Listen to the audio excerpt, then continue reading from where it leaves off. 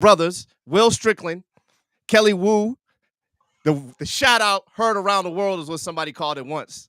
And these are two extremely successful brothers. We won't get into what they're doing. They're doing a lot throughout the course of the conversation. I'm sure you'll pick up on it. I want to shout out to Steve Rifkin, Mike McDonald. Hopefully we got Mook listening. Mook has a radio. You see Mook show? Mook in the morning on Instagram? You guys see that yet? No, I had not. Mook's got a show. Shout out to Ray, who actually works here in town on Radio 1. Raekwon, Ghost Method Man, who I just worked on a recent project with. I was on the lighting team. He actually is a new movie Sanaa Lathan is directing. It's gonna be great. Will has a podcast. Of course, there's his NBA activities. Kelly Wu is a master marketer who's involved in the release and promotion of multiple television and film projects throughout the country and throughout the world. And we are all united by a moment in time, which would be the release of the Wu-Tang 36 Chambers album, in which if you listen to Wu-Tang Clan and Nothing to Fuck With, we all get a shout out. And I don't know if you guys go through this. There's people who are like, you're not that Jason Staten. Yeah, I've been told that no, they don't say Will Strickland, they say Rod Strickland. I said that's in another song, and Raekwon says that. So I mean, the fact that people 30 years later, basically, it's almost 30 years later, are still coming up to you and saying that there's some resonance there. There's when we say Wu-Tang Forever, that's not just it's not a joke. A hashtag. That started a movement, and it was something that was never seen before. And what made it work was everything that was supposedly not supposed to make it work. When you have 9 dudes. But I'm saying when you have 9 guys on the mic, you remember radio back then, Kelly. You remember it, Jason.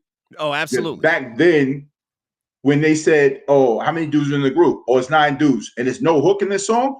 Everything about that first song made it totally wrong for radio, which made it right, because to be outstanding, you had to stand out, and they stood out, right? Absolutely. And so for that to happen and to be a part of that origin story, I think origin stories are always great. And I think this is kind of a dope thing. It's one thing, and it's going to be something that I do. I'm pitching the show. I don't want to talk out of class too much, but it's with a major network that you might have seen some famous athletes in green everything, sitting on a plane and eating the mellow marshmallows or whatever they call them. That we're pitching to a show, really getting to the lyrics of these songs and how they've influenced music or television, and how and movies, and how movies and television have influenced our lyrics growing up in this culture. And doing something like this, we're basically breaking down the lyrics, and here are the people in the lyrics, and why this person said this in the lyrics is kind of important to know. So we're actually the living embodiment of, if you go to Rap Genius, when you go and annotate the things, we can verify you right now. This is what was said. This is why it was said. So I think this is a dope concept, and looking forward to doing this with y'all. Yeah, I think it's super important to, when you do as much work as we did in various areas, to kind of support and pay homage to the people that supported you at that time. None of us were making a lot of money. None of us had incredible marketing opportunities. It wasn't clear how all this was going to translate. And they decided to, say thanks, which was, rare. I mean, there were always shout outs on the back of the album. There were liner notes, but rarely did somebody on that album say, hey, these guys helped me out. And, that's something that was, I thought, super remarkable. I mean, it was worth more than any check you might have gotten. Because if you would have gotten a check, you probably would have bought, sneakers and went on a trip and and blew it, and then be like, man, what happened to that check? Whereas, none of us got points on the album for all the work that we did, but we definitely got recognized. And sometimes that's really all it's out about. I'm sure Amazon employees would agree with us. No, but this was something that was brought up in a conversation between Will and RZA, right? I think when you guys had on stage, and it was basically a discussion about just a love for the culture, and it was never about a check. It was about believing in something and supporting it, something to that effect. And hopefully I'm getting the story, or at least that part of the interview correct. That it was really about, you know what, we heard the record, like, yo, we're here to support. We know you guys don't have money, and everybody's hustling, but we just believed in it, right? And it's just like, let's do this. And it was money never even came up as a discussion, right? That was a funny part, right? Would you say that also to kind of, and I appreciate you bringing that up, Kelly. It's just it was something else you said to me that stood out when you said you didn't know that Riz and I had known each other before Wu-Tang. And then the Tommy Boy days and Prince Rakeem, and one of the, like, my first tour outside the tri-state area, you know, shouts out to my man Albie Ragusa from Tommy Boy Records from back in the day. Does anybody know where Albie is? He's been I have missing no for idea. years. Missing. Listen, Albie's probably on a beach somewhere, messing with some of that really good, solid, loud, relaxing. He's got that chilling, gas. Sipping on tequila. Oh yeah, all gas, no brakes. Okay, but he was the one who called and was like, "Yo, we got this artist, Prince Rakeem. We got this song. Oh, we love you, our team." You know, he's checking on his priorities. I'm like, "Yo, my man, I got to be honest with you. If you had Jesus Christ down here promoting that joint, it probably wouldn't burn." But he's like, "Look out." So I did some calls and made some things happen and flew him down. And I wish he were here to tell, like, so he could verify the story, because he was managed by Shabazz or Melquan. Remember Melquan, Shabazz brothers gear back in the like late 90s, early 2000s. Yeah, so, and you've heard Melquan and Shabazz in the music industry for years.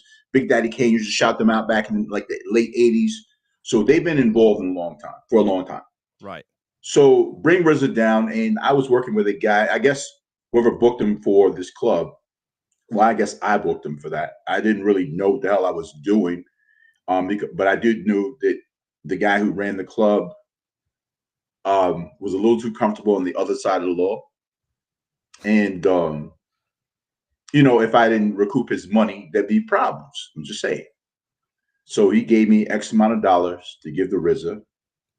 And as a rookie doing this, I give him the money before as soon as they get off the plane, I give it to him. He could have turned around and bounced. I wouldn't be telling you this story right now. But I gave it to him. He looked in the envelope. He didn't get a check. Right. He looked in the envelope, looked at me, looked at Melquan, looked in the envelope, looked at me, looked in the envelope, pulled out $500, handed it to me. I said, "I can't take that." He says, peace. I can't get this in New York City right now. Respect due. That's how the connective tissue started. I didn't ask him for it. He saw there was a respect thing, right?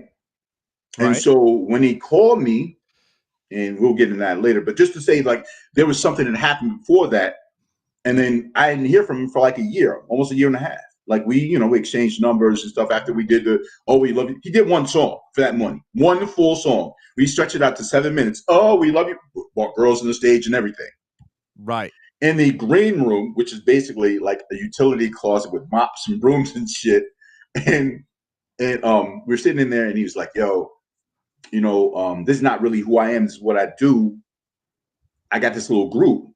I guess they went through a couple of different names: Dick 'em Down Crew to All In Together now, and it was 5 of them at the time. And his cousin, the late great Russell Tyrone Jones, was a dancer in that group. And I still have the demo tape that he gave to me that night of that early, before Wu-Tang was Wu-Tang. He goes, Tommy Boy and Tom Silverman and Monica Lynch, shout out to Monica,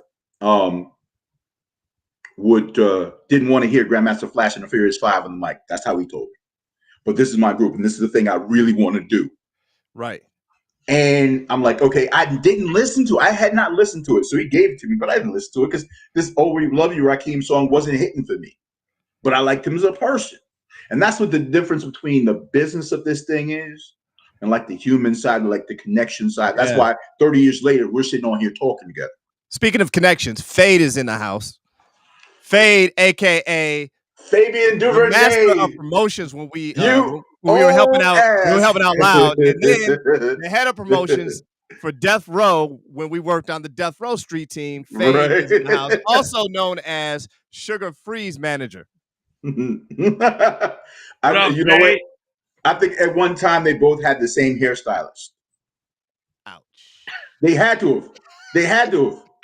Fade, I'm giving you the business. I'm literally giving you the fade right now. You're my man.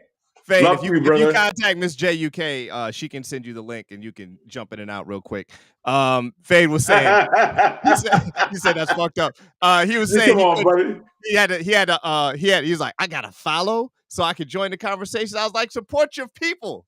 Like, No why doubt. wouldn't you want to follow? Anyway, that's interesting because remember, it was about the same time period that you and I met Rakeem, aka RZA, aka anyway. And it was a similar story, and it was initially because of Albie. I'm not sure how Kelly knew them. So Kelly, you should probably tell your story, and then I can, my story is so similar to Will's. Why don't we put a buffer in between? Because I know you have a fantastic story. So my story actually involves Will, because at the time I was the rap editor at the Gavin. Right, Gavin is a radio trade publication.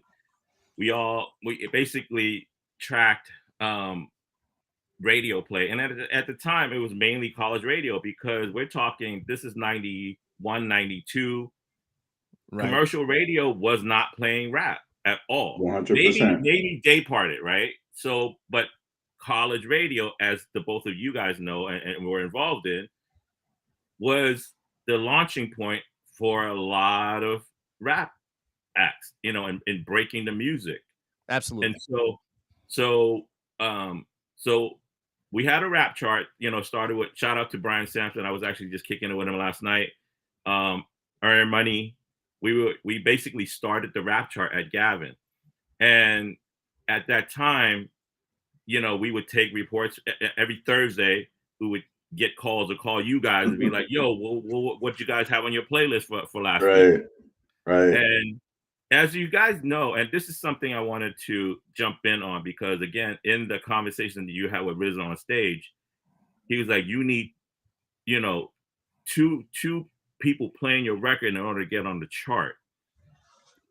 And it's actually not exactly correct. What it was when we spoke with people from all over the country, right? So there was a lot of regional records that come out, right? So when we went to go input all the data into the computer, we had a coding system. So people will be like, yeah, we got this MC so-and-so and such and such. And then we are, okay, you know what? It's not in the system. And then so me, and shout out to Ivan and everybody else. Ivan Rodriguez. What up? Yeah, Rod Edwards. Yep, who I was actually with last night as well. Actually, we had a little get together. Troy Shelton was there. Big Troy, the boss.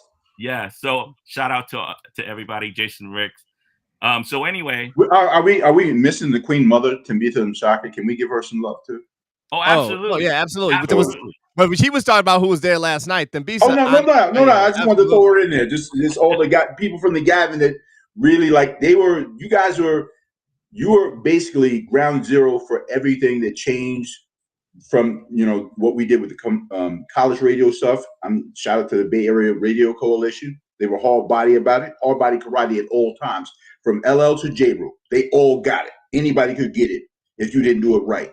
But you guys were the turning point and the tipping point between college radio breaking all that stuff and commercial radio actually picking it up because of what you guys did. So shout out to all of y'all, everybody that's doing that on that crew. Yeah, and then there were a lot of other folks too, right? There were a lot of other trade publications like Hits and a lot of other things. But so what it was again, we wouldn't create the codes to punch in a computer, and we would just write them down. And so I was like, okay, you know what? Wu-Tang, whatever, right? And then so take this story back to, and it's probably at some point in 92, I guess, I'm thinking. Mm-hmm. Any typical week, we would take reports, and then I would generally go through records on Friday. We get, as back in the day, as a DJ, and where I was sitting at the moment, we would get packages, like, and we would get records every day. It just, the UPS guys, like, lugging boxes and crates and all this other stuff, right, of records to us, right? So I was going through all these records, and I bust them all open. pile them up and just listen to them one by one and just figure out which records I'm going to review for the next week. Right. So I put this one record, I open it and I look at it and it says, I'm like, I mean, is this another appropriating type thing or whatever, right? But I, what it is, it's like, it is what it is. And I listened to it and like, my mind is like blown. Like, I'm like, you mentioned it, right? It's like 9 people on the song, no hook, but it's just like the illest thing I've heard in like forever, right? So I go back to all my notes and see who reported the record. And Will was on the list for sure. And I honestly think Jason was the other person. Yeah, because I mailed the record out. Okay, so no. This there's another part of this conversation that where it's going to. So right. I get it, right? And I'm listening to it, and I'm like, and I want to say, and I don't remember, right? Because this is almost 30 years ago. Actually, this is probably 30 years ago. This was probably a Friday night, probably around 7 or 8 p.m. my time, and I'm in San Francisco at the moment. And I'm like, I either called you, Jason, or I was like, I'm not calling him because he's a pain in the ass, and I don't want to talk to him on a Friday night like that. I think that was it. I think it was you called me, or I called you. You're gonna call me, and I called you, and you're like, oh God. No, but no. But no, we never connected. I ended up calling Will. Wow. Okay. So I never connected with you, Jason, on this. I ended up calling Will and I said, Will, what is this Wu-Tang record? And he's like, yo, I got it, man. This shit is crazy. Blah, blah, blah, blah. I'm like, yo. And we're like on the phone and he's in Houston. I'm in San Francisco. So it's like that's 7 my time, 11. Like 9 my time. No, yeah. A little bit later. It was a little bit later than that because I remember getting ready for my show. My show came on Saturday, so it was a Friday night. And I was just looking at all my records. And so anyway, I look at the record label because I don't know because the package came blank, didn't have a label on it or anything, right? So I was like, I don't know who the fuck sent me this thing. So there's a phone number at the bottom of the record label. So if anybody 100%. Actually has one of the original pressings, the phone number. So I said, Will, let's call this number and let's leave him a message. It's just Friday night. The record labels are closed. Let's just call him. I don't care. So we 3-way it. I dial it and I patch Will in. The phone's ringing. All of a sudden, somebody picks up. Peace, like, who it is? I'm in the lab. Yeah, exactly. I'm like, and it caught me off guard. And I'm just like, yo, my name is Kelly. Will from the Gavin. And I have Will Strickland. He's, a college radio DJ down in Houston. And we have this record, called Wu-Tang Records, and we're just trying to get some more information. And he just jumps in, peace, da da da da, and he introduces himself, and he goes into this whole big description, about what Wu-Tang is, da da da da, and that was kind of like how it all came together. And then we started connecting the dots. And I want to say at that point he mentioned that it was Mike McDonald that was doing the Mid-Atlantic and Northeast. He was doing Mid-Atlantic East, exactly. Yes. Yeah. Right. And so at that point, I was like, yo, send me a box of the records and I'll get it out to all the DJs in the Bay Area. And that was kind of like exactly what we were talking about. It's just like, just it was just we'll get it out there for you. The fact that this box of 12 inches was 30 of them. Normally when you get records as a DJ, you get 2 of them, obviously, because you're DJing, right? Sure. But I guess whoever mailed this out sent 30, whole box of 30. It used to come in boxes of 30. I open the box, I see this yellow, green, nasty looking label, Wu-Tang Records. I'm about to frisbee it because I think it's like some fake Fushinikan shit. I really did. I'm dead serious. And then I remember the conversation when I'm looking at the label, because it says on the bottom of it, something Morningstar Drive. For more information, call Prince Rakeem at this number. The number was actually on there. Yeah, his house. Right? It was his heart. That's why he said, "Peace, peace. Who this? I'm in the lab." When we talked, that was his right? house. That was the number to his landline at his house. His mom. Right. I mean, I talked to him all the time, and and his mom and his sister would answer the phone, and then they would just pass the phone around between them. The way I met them was totally the way I connected with them was totally different. It started out like Will. It started out with Albie having trouble with his record, and he wanted to do an interview, and I was doing the Culture Vibe with Kurt, aka Freddie Loke from Patchwork Recordings, co-founder and owner of Patchwork Recordings with Bob Whitfield and Mike. And shout out to BJ and Razkaz. So I at that time, Kelly can remember this, I actually did national promotions for my house for PMD Records for Top Quality. And I had done a couple other records, like totally independently. So Albie called me. I was doing that show plus 2 other college shows. And Albie asked me to do an interview with RZA and to play the record. So we did that, but if we never got off the phone, like RZA was on for like a half of the show. Like we were just talking about seriously. No, we talked about Genius. We talked about Dirty. At that time, it wasn't Old Dirty. It was his cousin. And we talked about other stuff that he was working on, which was this group.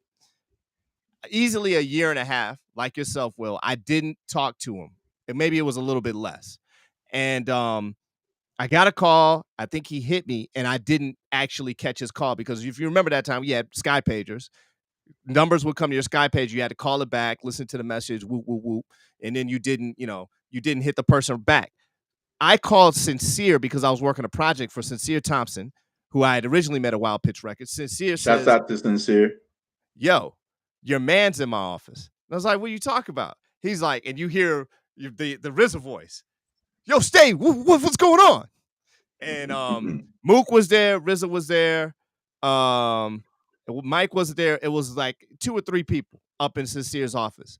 And we started talking about the fact he had finally pressed this record up. And I said, "Send me the record." And he was like, "Yo, what do you need?" I was like, "Send me a couple boxes of it. Enough that you can send it elsewhere. I'll get you whatever addresses you need." This is without even having heard the record. Send me singles and send me CD singles. I will make sure the record gets out here, and I will send it out to people I know in the industry elsewhere. Make sure they get it. A week later, I get a package at the crib. I used to live in, as you remember, Kelly, Canterbury Commons. I used to stay in these mushroom houses, in these townhouses, Canterbury. And I'd have to go to the office. I had to go to the office. And so, singles and CD singles. My man at Neil Levine's company used to call them singles and CD singles, and that's how I remember it. So anyway, right, around the globe. Terry Ferguson, what's up? So anyway, he sends me the records. And the first thing I did with the records is I went to Pepper Johnson. Who remembers that name? Will's got to remember that name. Pepper Johnson used to throw a party every year in Detroit. Redman was there because he was working in town with Kevin Saunderson, a.k.a. Inner City Sister. De La Soul was there. I gave him the record. I gave a single to JD and some other dudes. This is Jay Dilla before anybody knew. It cracks me up. Before anybody knew who Jay Dilla was. Shout out to Ty Jones. Bronx is in the house. My man Ty Jones is a luminary who used to write for, in case you guys remember, Dance Music Report, and then later on other magazines. He was the man. Anyway, I start sending this record out. I sent Ty 2 copies of the record. I sent Kelly some records. I gave the list. I had to get a second copy of the list, and by that time, I think you had transitioned, and Tambisa was there. But I had sent out some few of the records, and I remember I sent it immediately. As soon as I listened to it, I sent it immediately to Neil Levine. I sent it to Steve Rifkin. I sent it to Evan. And I may have sent it to somebody down south, because down south, like if you were dealing with Ishiban, they had like a lot of records, but they had immense distribution. They ignored it, and their deals was going to be terrible anyway. Me and RZA were talking about that. It got to Steve. Steve was like, it was an argument. I'll get back to that. Steve got to Steve. Trevor is the one who listened to it. Trevor listened to it, and he was like, "Yo, you really need to listen to this record." And Steve still didn't listen. Like it was like a research period for Rifkin. Fade listened to the record. He still didn't listen to the record. The ill thing is the reason I sent it to Steve is we were on a conference call. Will may remember this. We were all on a conference call at the This SRC. was before like this SRC, SRC. Yeah, and this is before the Wu-Tang record. Steve fired me like many other people did several times. One time we were on the call and Steve was like, you guys aren't working these records. We had these groups. Me and Will have talked about this over and over again. Madcap, Tongue Twister, who is Twister, right. And then he had a third group. And we were like, yo, like I was the first one to say something. Then Will chimed in. I was like, yo, I was like, none of those dudes have a hit. Like none of them have a hit. Madcap had great production, but no rhymes, and their production wasn't like syncopated, organized, and refined. Tongue Twister was incredibly fast and dope, but yeah, I think Fade was there too. But Fade said he wouldn't let him fire me while he was working. I appreciate you, Fade. Love you, big homie. So anyway, I was like, you got to get a group that has bangers. And Fade was like, and Fade had already been, pushing E and the Alcoholics. So he was like, I got this new group, blah, blah, blah, blah, blah, blah. It was around the time he was going to sign the Alcoholics. And we kept going back and forth. He said, listen, if any of you smart ass motherfuckers, is what he said, can find a single that'll go gold or platinum, I'll give you $25,000. And I was like, you heard him say it. Everybody started laughing. He was like, shut the fuck up, Jason. Wait, Steve said that? Yeah. He was just talking shit. It wasn't for real. You know what I'm saying? Like he was just. I mean, but no, if you put it out in the atmosphere, you know what I mean? Like it for motherfuckers who were working for a couple $1,000 a month, a couple $1,000 a month, that sounds good to you, right? Let me tell you something. I was working cheaper than all y'all were. I was getting maybe $250 checks a month. The reality of this is that was not going to happen. That is essentially, if you read the Tesla story about Edison and Tesla. Edison basically told Tesla to like create something, and he created it over a weekend. And Tesla was like, so where's the money of this bonus that you promised you? And Edison laughed and said, you don't understand the American sense of humor. That was that moment for me. There was no intention of giving up any money. And then, as they got through the process, it was a long process to get Wu-Tang signed. Like if you guys think about it, we had the single in our hands several months before Wu-Tang ever got signed. Like, so a lot of people don't know the difference between. A lot of people don't know the difference between the one that they put out, the 12-inch they put out first, and the one that Rifkin and Loud reissued after they got signed. And shout out, let me shout out my man Ron Hill, because when you're telling the story, I have to remember that for the album release party, who picked me up at the airport.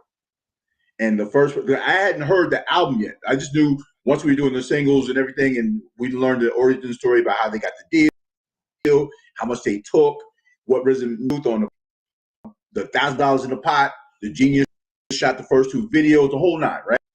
When Ron Hill picked me up at the airport, Jizza.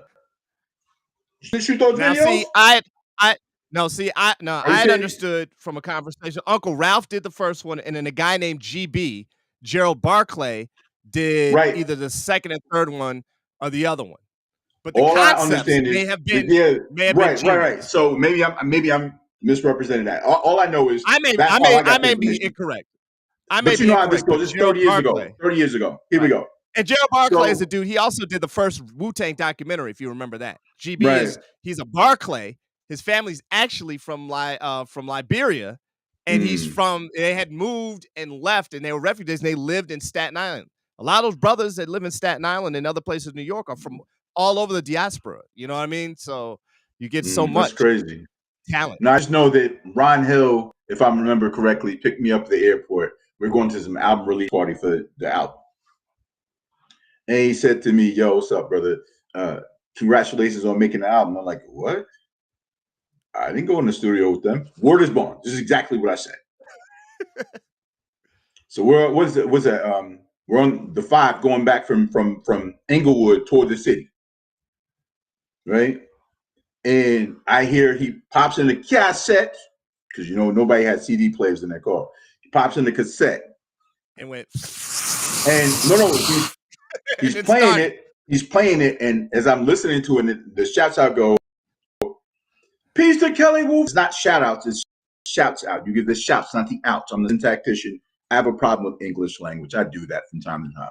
So he goes, "Peace to Kelly Wu from the Gavin, Strickland, Jason Staten, true. And I said, "Yo, dog, hold up. Pull over." He pulled over on the side of the freeway. I got out of the car. I'm like, how? Why? This tells you a lot about RZA too, though. Right? He had no obligation whatsoever to shout us out. To do anything. None. But the fact that he remembered that, the fact that 30 years later, every time he tells the origin story of Wu-Tang, he brings it up. Even if it's incorrect, the fact that he's, we all forget stuff or we misremember or whatever, but the fact that he remembers enough of it to always reference it, no matter what. He could say just ambiguous name. He could, this guy did this and this guy did that. He actually names names. You know how many people from around the world hit me up with like videos and audio, like, yo, RZA was on the radio in Melbourne, Australia, and he said this about you. I'm like, what? But that's love, right? He has no obligation whatsoever to mention that every time he tells us origin story of Wu-Tang. Yeah, he Absolutely does. not. So that's always respect due to him. And just remembering that moment that I felt on the side of the freeway like a dummy, standing out there just looking around like, yo, I don't know what just happened. You had a moment. It's about to be big. And we saw that happen. And I think you referenced this, Jason, like none of us got paid. Like, I want to be the president of Loud, whatever. I made more money telling the story about the Wu-Tang thing than I would have ever made working for Rifkin, doing speaking engagements at universities around the world about what I've done with the music and with this culture. And so in a way, I'm appreciative of that. This has so much cultural currency that we exchange every day. Again, that's why we're here today. Hard for me to believe it and accept it. But the reality is that, what you've translated the Wu-Tang shout out into and your relationships and what you've accomplished in the record industry, what you've translated it into is stellar. No, man. Jason, I mean, no, I think that's crazy. Jason, where were you when you heard the shout out? Your shout out. I got a copy of the album early, and I picked it up and drove around.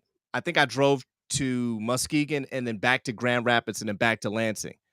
And so I was driving around listening to it, and I ran it back and then was like, what?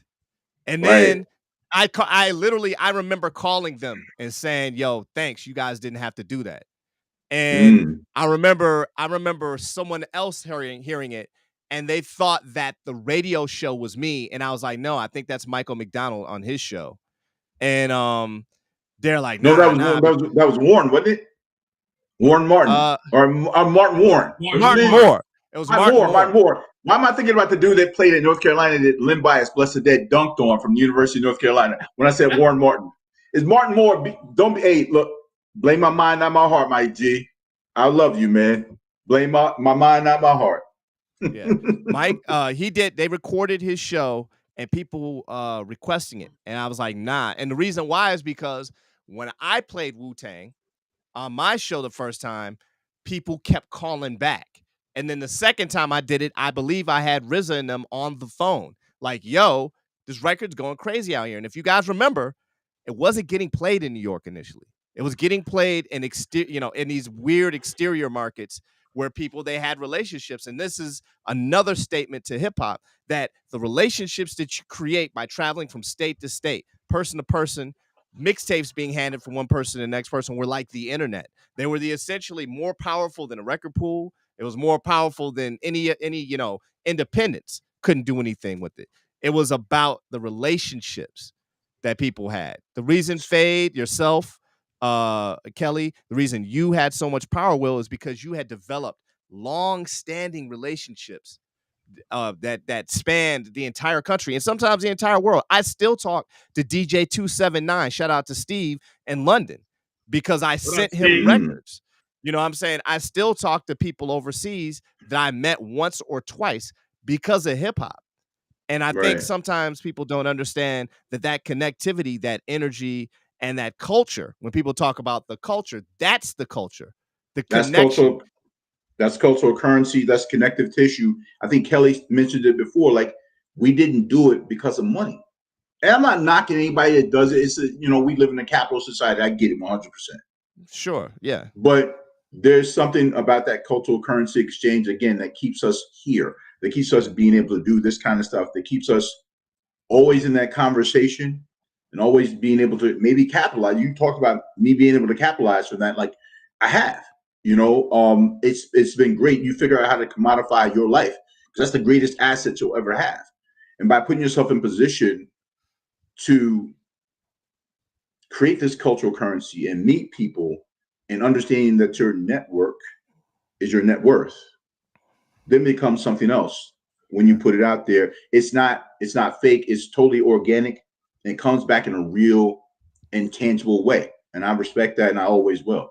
Do you guys ever think about some of the things that Wu-Tang wise that happen or have happened or that are part of people's lives and have affected them, and how strange it is how they manifest themselves, and then when you see them you're like, what the, like, you're like like what, like, did you, I think I was telling Kelly this, and I may have told you this.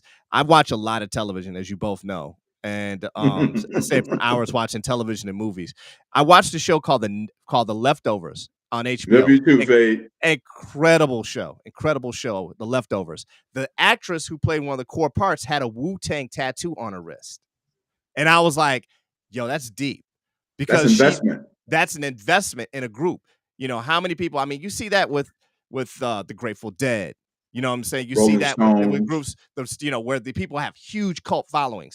Fish, you know what I'm saying, has this huge cult following state to state. People go to these shows, they don't get any radio airplay. Wu-Tang not only got the airplay and went commercial and has been all over the world, they also have a solid core following that no matter what, they will be an intangible with an intangible value throughout these people's lives. And then the strange thing is to go to a Wu-Tang concert in downtown Atlanta. No, I didn't go like, hey, I need to go upstate, blah, blah. I just went out in the crowd, bought a ticket, and stood there and watched them perform. And what I watched the most is that there were kids that were like 7, 8, 9, 10 years old, that their Right. parent had passed this along to them. And that's incredible to see that. That's something you don't see all the time in hip hop. You know what I mean? Even with, go ahead. I'm sorry to cut you off. You didn't go. So it's kind of funny you say this, right? Because in my current life, I'm involved in experiential marketing. I work for a cashmere agency. We're based out of LA. We were recently acquired by a larger conglomerate, so to speak. And we're part of the Media Monks family now. And one of the co-founders of Media Monks is a huge hip hop head, and he's, I believe, from Amsterdam in the Netherlands, right? And he named the company Media Monks because he was such a hip hop head. Wow. And that he was such a Wu-Tang fan, and it was like about the Shaolin monks, and the connective ties with that. Like, when you went through the 36 chambers of Shaolin, you're basically going up against each monk with different disciplines. So he created this conglomerate, marketing, advertising conglomerate. There's like 8,000 people that work under this umbrella, and we're all part of it, right? But it's all now tying back to hip hop and Wu-Tang. Dope. That's dope. Shout out to Brian Page. What's up, B? Yo, B Page in the house. What up? What up? What up? Also, I'm gonna do a couple of shout outs for these people on Instagram that we are ignoring. B Page is actually on IG, but he jumped over. Psychopia, DJ Cruz is in the house, Ms. Mendez, Jay Jones, a couple others. Freddie Loke is actually in the house. What up, Kurt? Shout out to Patchwork Recordings, Jay Jones. That's it for now. Let me not go crazy with it, but a lot of people and a lot of relationships have been made over the years because of a single group, because of a single action. And then you look at that group and it spawned several other gold and platinum albums. Raekwon, Bill for Cuban Links, Ghostface album, GZA's album. You know, ridiculous. Like literally seeing GZA on NPR doing what is it called? The Tiny Desk with the live Mm. band. Like that Yeah. was like that's like you're just like that's incredible. What's up, DJ Yoshi? It's incredible. Like it's unbelievable the effect that this has. And then hearing it in a store. I think it was the guys from Blink 182 that said when your store or when you walk into a store at night and you hear your song or a song that you had something to do with on the speakers, that's when it's like It's a embedded in trip, right? history. It's bizarre. It's It amazing. the fact that like this has allowed me in a lot of ways to do things that I never really dreamed of doing in this industry. And I just had an episode of my podcast with man Chuck Creekmer from allhiphop.com and talking about being at the genesis of this thing called the World Wide Web, you know, and understanding, as I called on the podcast, these rough interweb streets, starting in 1994, right? And being in that transition from like brick and mortar stuff and learning how to utilize this thing, and then having taken the opportunity through what I did with Wu-Tang to create and execute the world's first online concert in Black music history, February 18th, 1997, with Dennis Coles, Corey Woods, and Daryl Hill. For those who don't know, that is Ghostface, Raekwon, and Capadonna from Wu-Tang Clan. The ability for Steve Rifkin to say when I'm at RCA, yo, nobody knows, like you're going to be the guy because nobody knows this shit up there like you do. And then as soon as I get to RCA, all these offers come in because they started signing Wu-Tang members across the industry, changed the industry and how business was done in the industry. Because Absolutely. instead of housing them all at Loud Records, they're like, no, we're going to have the same energy, agency, and resource you're going to give to enter the Wu-Tang, the 36 chambers, you're going to give to Old Dirty at Electra. You're going to give it to Method Man and Def Jam. You're going to give the Ghostface at Epic. You're going to give it to GZA at Gavin. You're going to give it at 4th and Broadway and G Street for me, the RZA, right?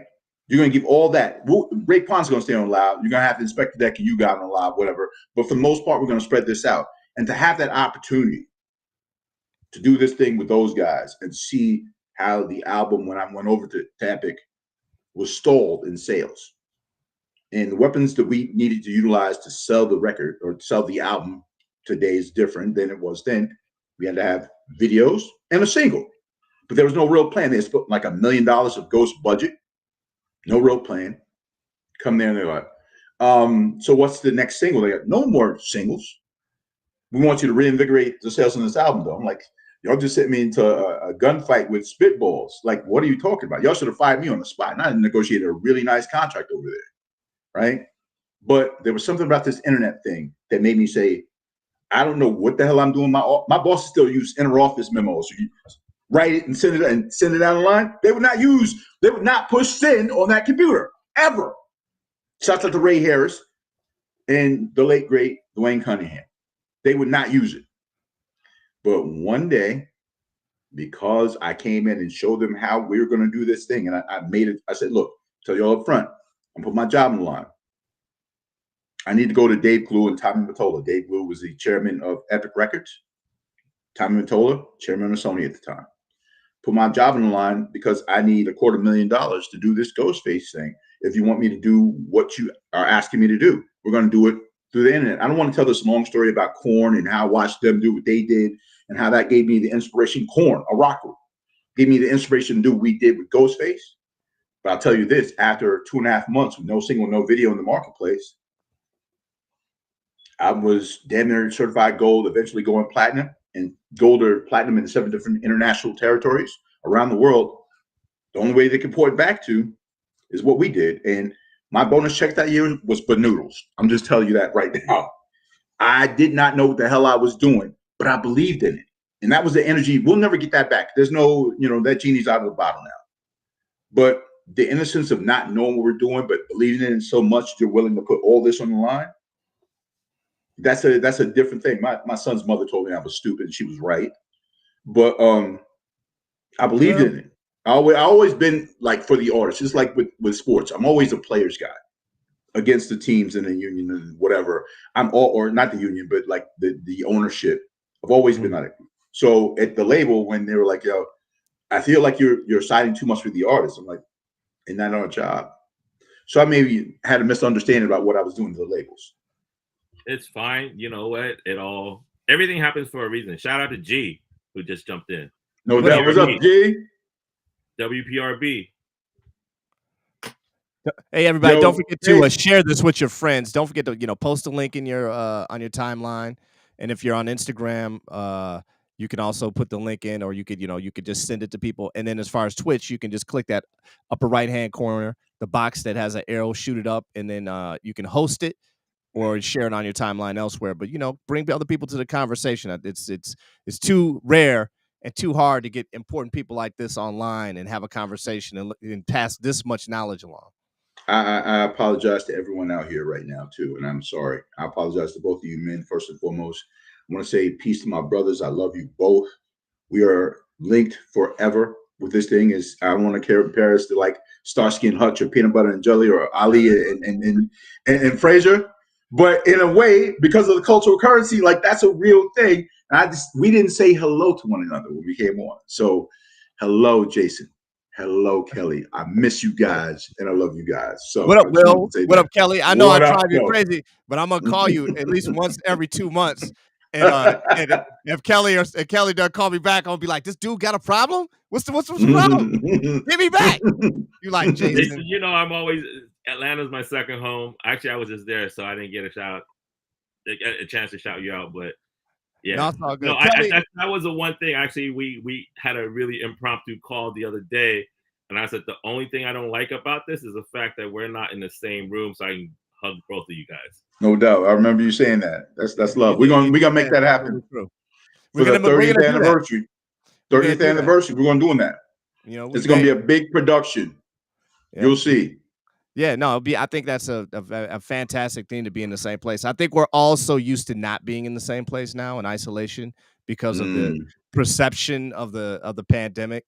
I don't think it was a joke at all. We lost a lot of friends. We had good friends that were hospitalized and got sick. I think, overall, we did the best of what we could with the resources and knowledge that we had. But in a long view kind of a way, I look at it and I'm just like, we lost so much outside of the paradigm of just the virus because we reacted in such a strong way to it. Like, it's like, I'm not going outside. I'm not going to the grocery store. I remember a friend of mine was like, I haven't been outside of my house in 3 months. I was like, that's extreme, homie. Like that is extreme. I'm fortunate. I've gotten lucky. I have not contracted COVID, and I'm lucky. I'm vaccinated. I hesitated to vaccinate initially, but I think we're all doing the best we can with the resources, and that has taught us to use resources like this to do different things with it. I don't know that all these DJs would be on Twitch and on Instagram playing music. I don't know that we would have had verses. I don't know that we would be having this conversation because it's hard to get the dough to go hang out with Kelly on the West Coast, or even the gas to drive up, to hang out with Will. You know what I'm saying? But the reality is now we can use something like this to connect us all. And it's just a powerful resource and a weapon. I hope it doesn't, even though it has to some degree, I hope it doesn't destroy hip hop in this context. MCs used to have to go to cities, hang out in those cities, eat dinner at the restaurants in those cities, meet those other artists' family, and be in the studio together to collaborate. When Ice Cube did the album with Public Enemy, they had to be in the same room together. Right. Now you just drop a verse and you email it off, and then this producer adds it to the track and then adds another dude to the track, and then you have an actual reaction. Like you actually are like, oh, I didn't hear it when I didn't hear his verse. Now let me redo that verse, or you know what I'm saying? Let me change this up. Whereas back in the day, it was what you did in the moment. And in 30 years before that, when it was jazz, these guys were taking recording equipment to clubs, and it would be like Blue Note live with, Chet Corea here and his band here. And that night, everybody was in the club, and the hand claps, the voices in the background, the sound of the glasses, the air blowing through the room because of the circulation fans. You could damn near hear the cigarette smoke in Yeah, those in those rooms back yeah. in the You can almost hear day. the cigarette smoke in the atmosphere of the room, and that all happened live. And I hope, and it's always been my hope since the internet has been there, that this creates the ability to do more live things. Although I think we lost some of the musicianship. We're relying on Mark Reblet to push us forward. Mark, in the moment, freestyle. Mark Reblet is doing things jazz way, like he brings some people over the crib or just sits online and he makes up music and loops things and creates things. But getting people into a place, into a space, in a moment, and recording that and distributing it and allowing people to join that's something that the internet probably could push forward. It'd be interesting to see how that works out long term, but I mean, a lot of us are comfortable now in front of the camera. I think pre-pandemic, I'd never had been on a video conference call. It was like, I'm not getting on a call. Just get it over the phone line.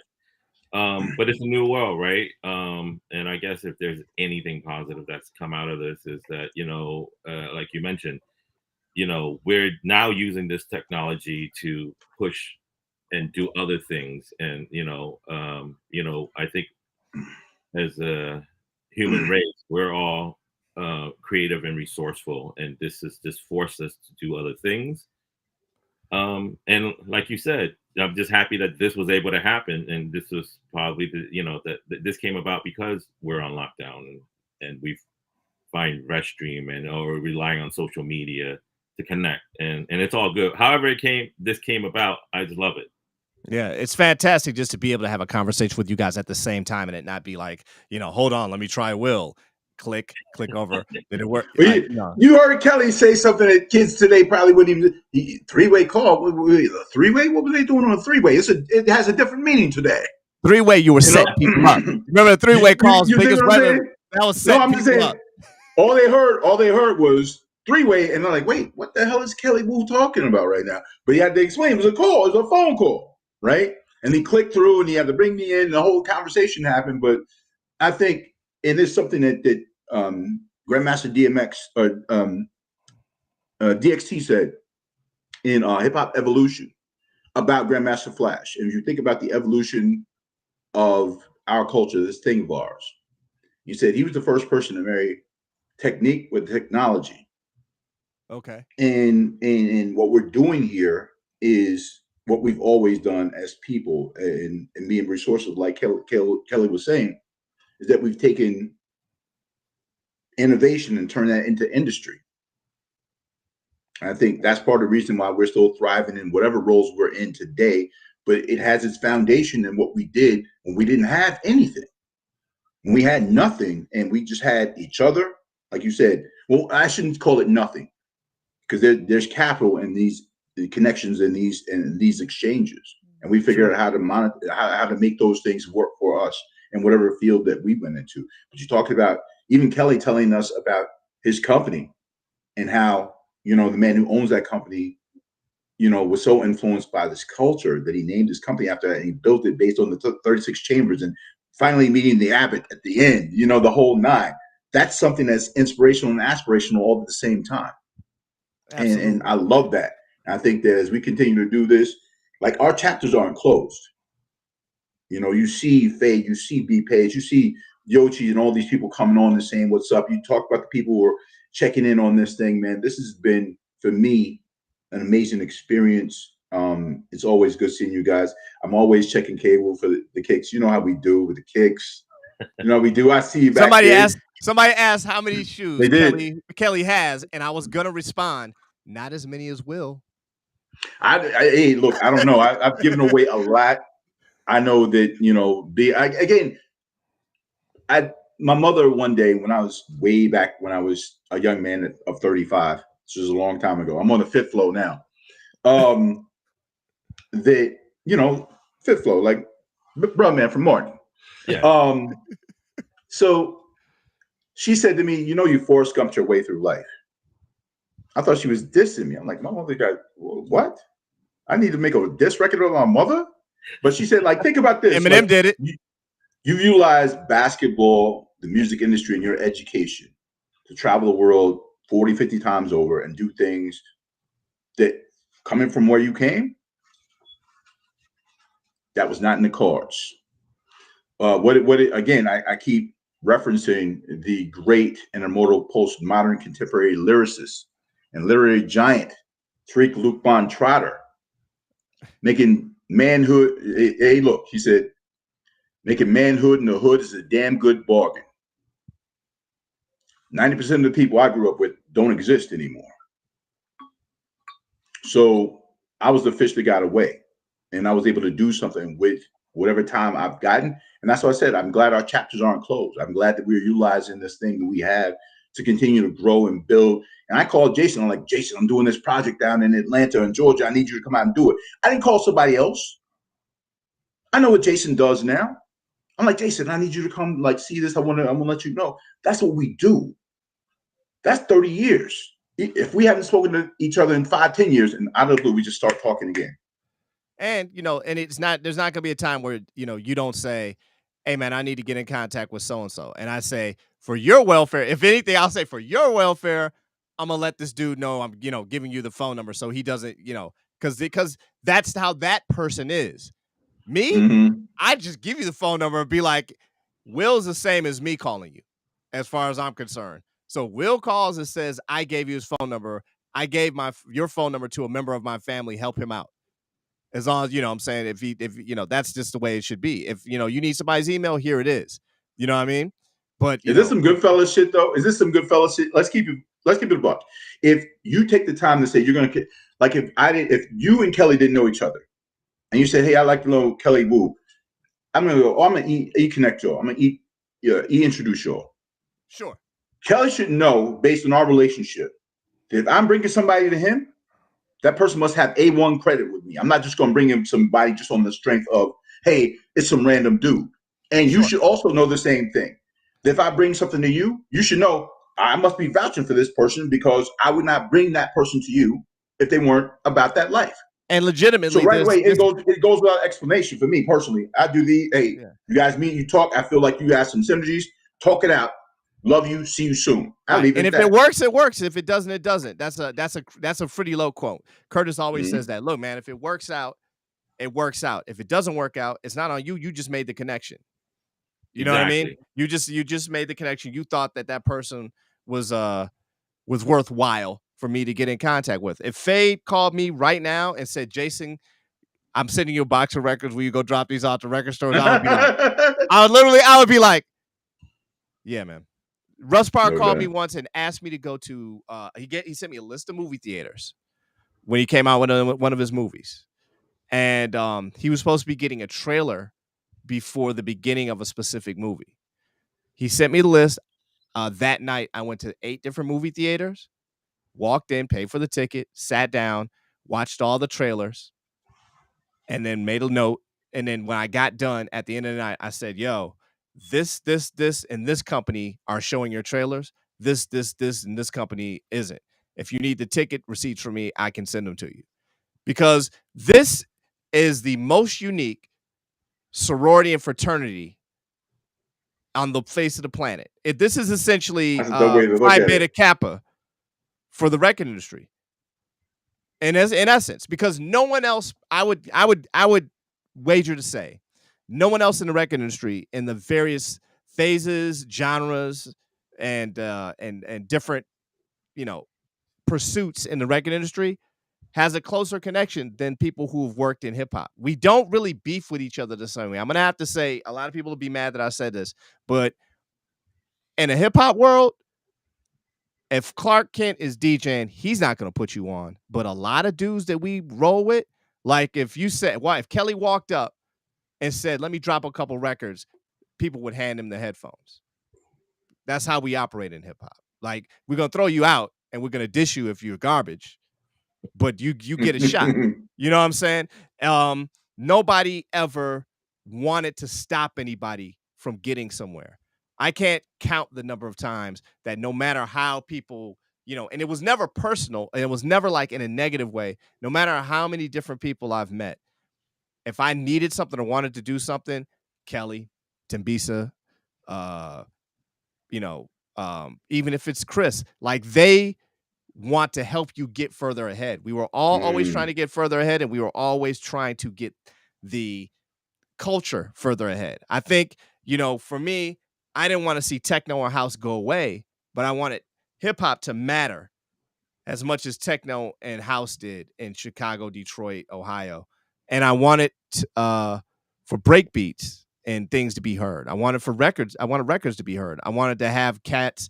If I had a record, I wanted them to have the record. It didn't, there's an exclusivity kind of like, when cats used to white the record out so you couldn't see what it is. Right. But that never made sense to me, because if I want the music to succeed, there can't be 4 copies out in the world. There can't be 4 dudes with it and then bins full of it all over the planet, because that's not helping the music get ahead. Like, if that person that made that dope track isn't going to sell that record, he's going to stop making records. And we're never going to hear what he was capable of after that track that I heard, if that makes any sense. It does. I mean, we're the genesis of a thing, man. Like, everything, especially when we're speaking about this Wu-Tang thing, like when you were saying all that, it made me think about when I first met Bun B and seeing him hustle. Like, Bun B was at the radio stations and nobody was listening to him. Like, nobody was paying attention to him. But I saw, like, he was mad respectful. You're sitting in the lobby waiting for his turn in music days. And I saw this dude, and this just so happens, I'm getting ready for my show. And the young man who was working with me, I was giving him some time on my show. He goes, "Hey, my friend Bill has a friend from Port Arthur who wants to bring this song up to you. He was hoping to get it played on a college radio show. He heard about your show." I'm like, I mean, yeah, just bring him through, whatever. Like, I wasn't like, it's college radio. We give it a shot, right? So he came up and I met the dude and talked to him for like 10 minutes first, and he was cool. And I played the song. It just wasn't catching me. And she smacked me on my booty. It wasn't catching me. It wasn't for me though, right? Right. But we went to Dunkin' Donuts. We had some donuts and some conversation, and just the person he was. And it's the same thing with RZA. The person that he was made me say, "Go ahead and play my man's song." This is a Saturday night. By Monday night, a club that's still open in Houston, Texas, called Carrington's. It's a sports bar. The DJ used to DJ from a karaoke machine. He didn't have no turntables, no nothing. Son had a 2 cassette karaoke machine. And he would play cassettes in the club. That parking lot was packed. I'm telling you about a club that I was at 30 years ago. It's still open and still pumping like that to this day. But now they got a controller. But by that money, they probably still have that. Out of respect to the karaoke machine, they probably still have it in the club. Anyway, the fact that by that Monday, it was all over the radio and at that club pumping so crazy. So when I call Bum B and say, "Hey, I want you to come on the podcast, we can talk about this show," he's like, "Tell me when." Because he remembers the donuts. He remembers the conversation. He remembers me seeing him and respecting him. Like, I was like, nobody was acknowledging him in the studio. Or at the stations. I'm like, "Hey, what's up, my man? Oh, I saw you the other day. You good?" Like, "Yeah, I'm good." I'm like, just trying to get into this record day. I mean, I'm done in a minute. I can ask him if they can come out and see you. He goes, "I appreciate that." That's all we I didn't promise him nothing. I got an argument. But just that he was supposed to come toward me, like that energy came toward me in a way I didn't see it coming. Listen, and we still connected, right? And that's the beautiful thing about this culture. I got into it with a DJ who told me that their job was to talk to the people. And I said, that's the perceived job of being an on-air personality. But the real job is connecting with the people, and it's discovering new things and sharing them with the people, at least for me. Meaning, if I'm not challenging, and I think 2 people told me this, Tony Phillips, who was an advisor at Clark Atlanta University, and Russ Parr. If you're not challenging your audience, you're not doing your job.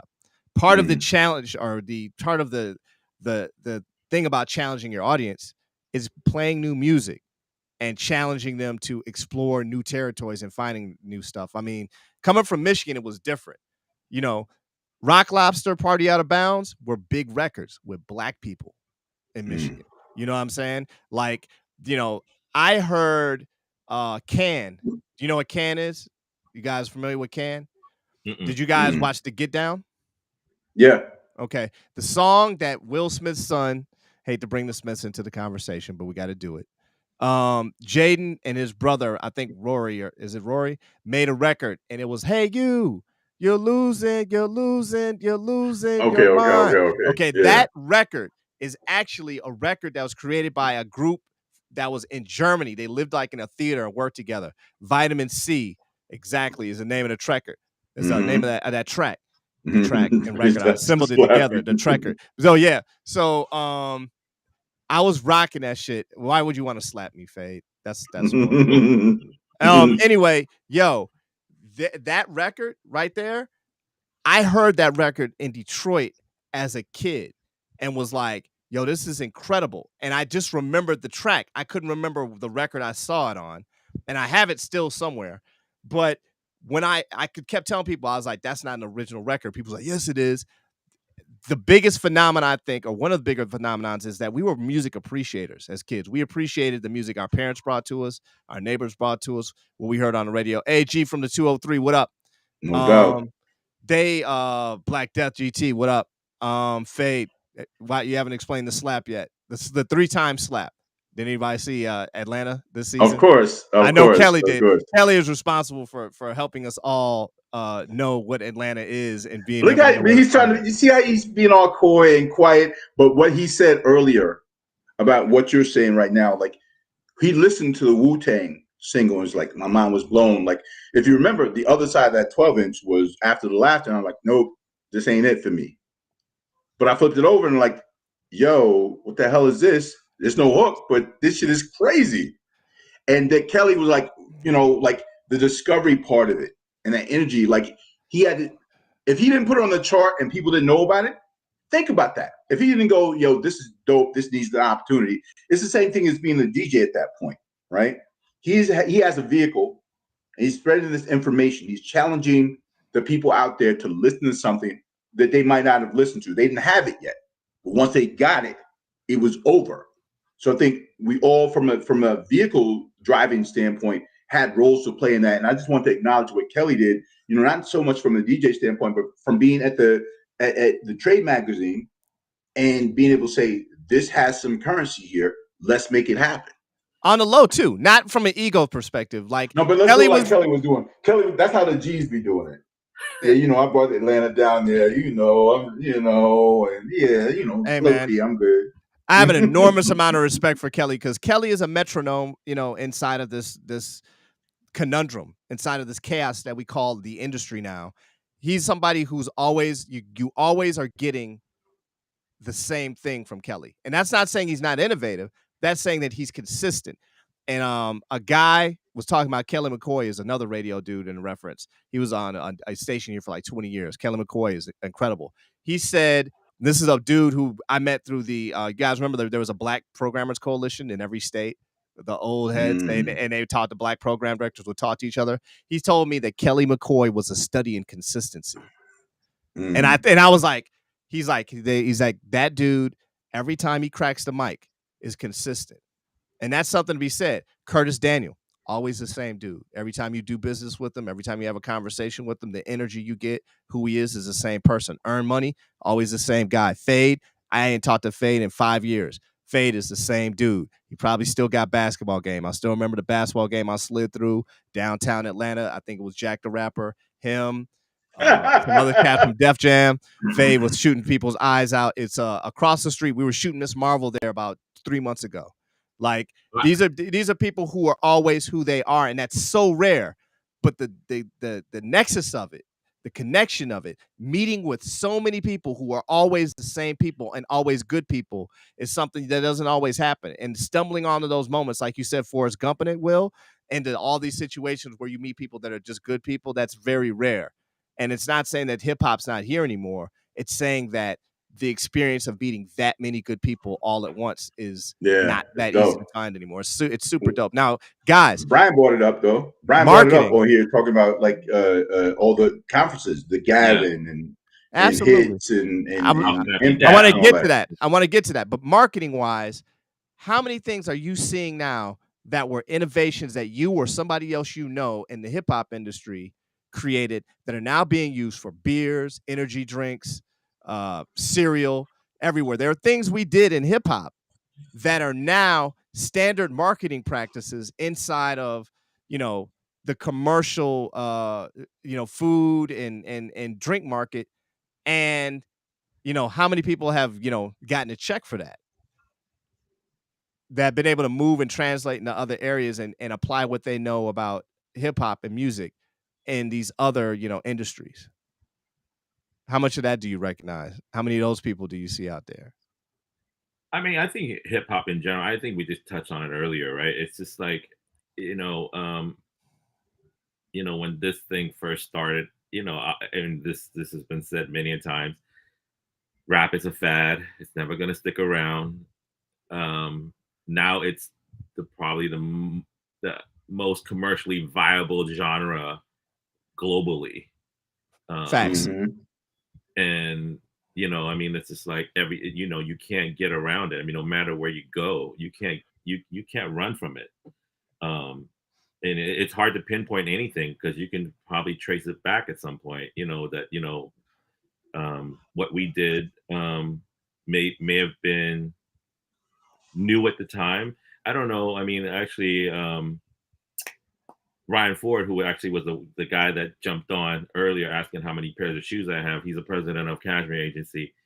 It's like I don't know how many things are truly original, right? But I mean, it's just like I think if we're smart, we can flip it. And I think even though we've done things and people have taken what we've done in the past, I think we do the same thing too, right? I mean, everything goes in cycles, and I don't know how much of it was like, oh, we were that dope and that original. Mm.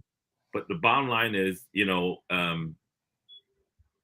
hip hop is global, and I think we were a part of it. We were very instrumental in it in many ways that we may or may not even know about. Um, but yeah, I mean, I think it's definitely very true, Jason. I can't pinpoint anything to answer your question, but I can say it's a lot. Fade said something. Fade said the picket signs.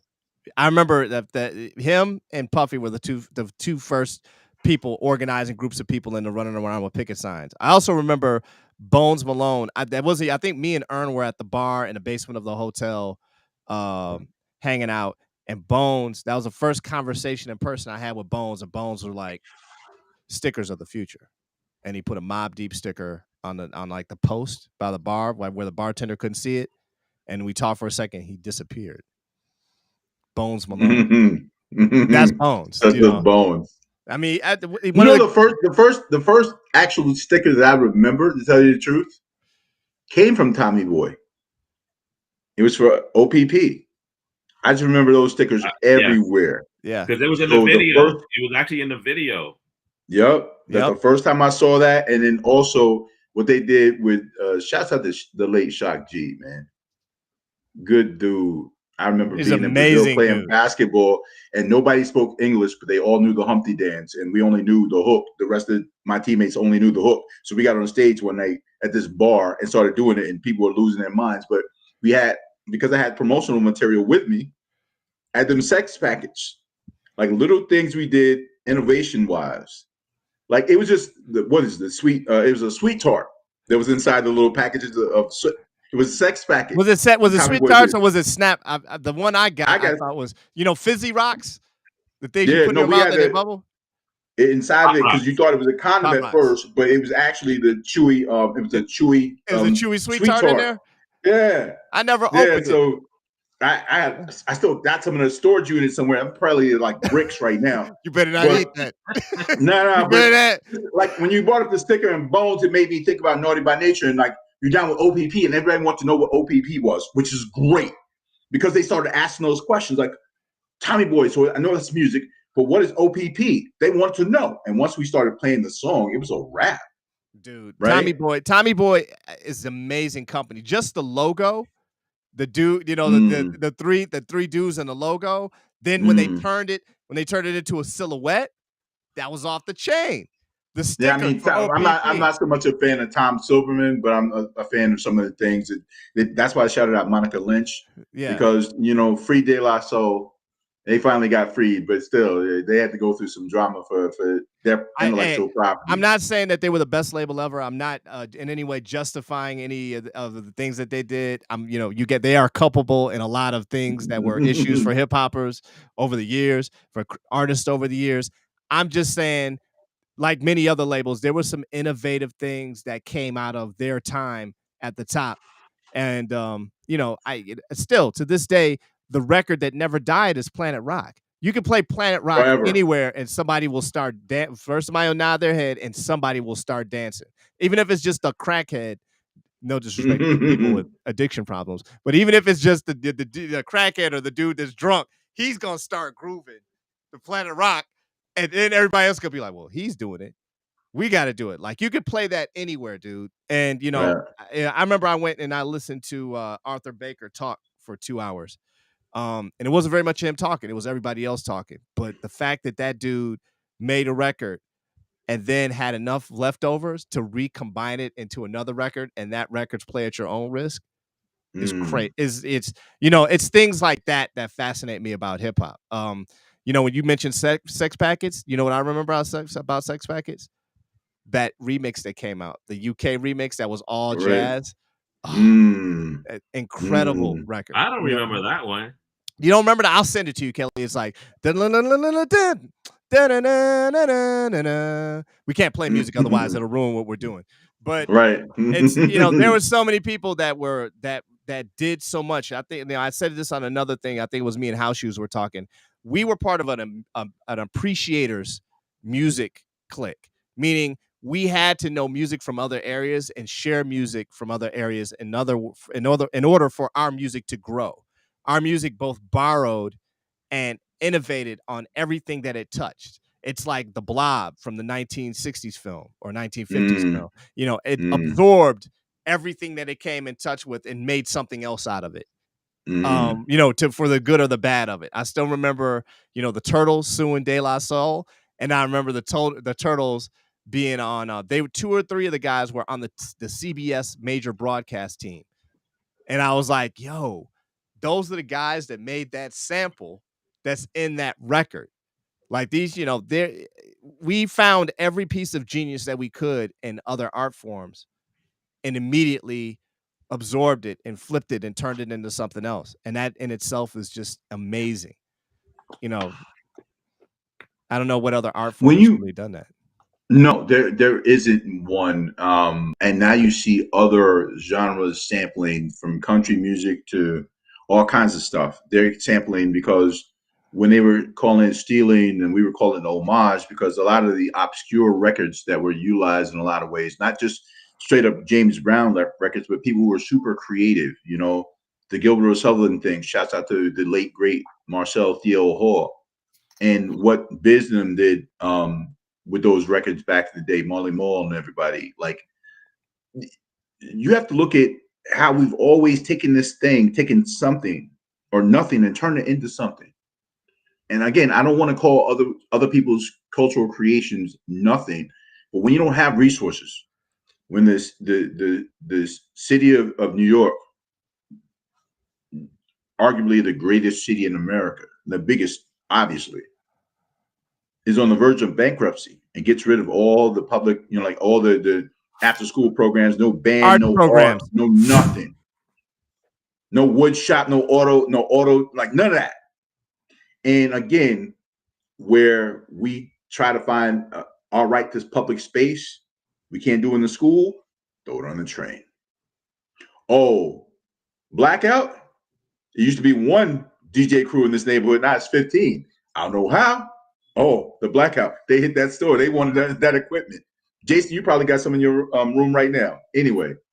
Why are you trying to I'm not snitching, dog. I'm not snitching. No. Listen, here's another thing.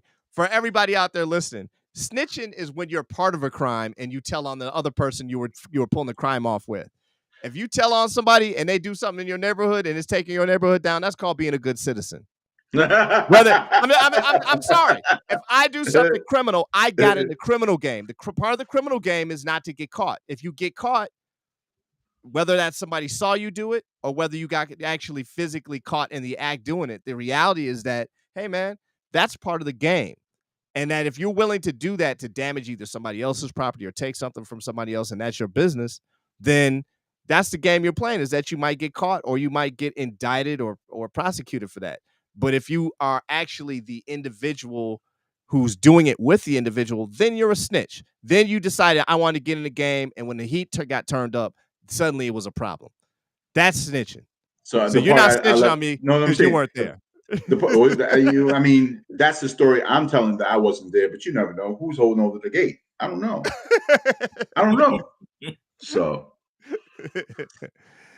but I mean, there's a huge value in the lessons that we can learn and that we did learn from hip hop and where it took us and what it gave us. It's very hard, honestly, to deal with people who either don't take it seriously the way we do, or maybe aren't from the same time period we are.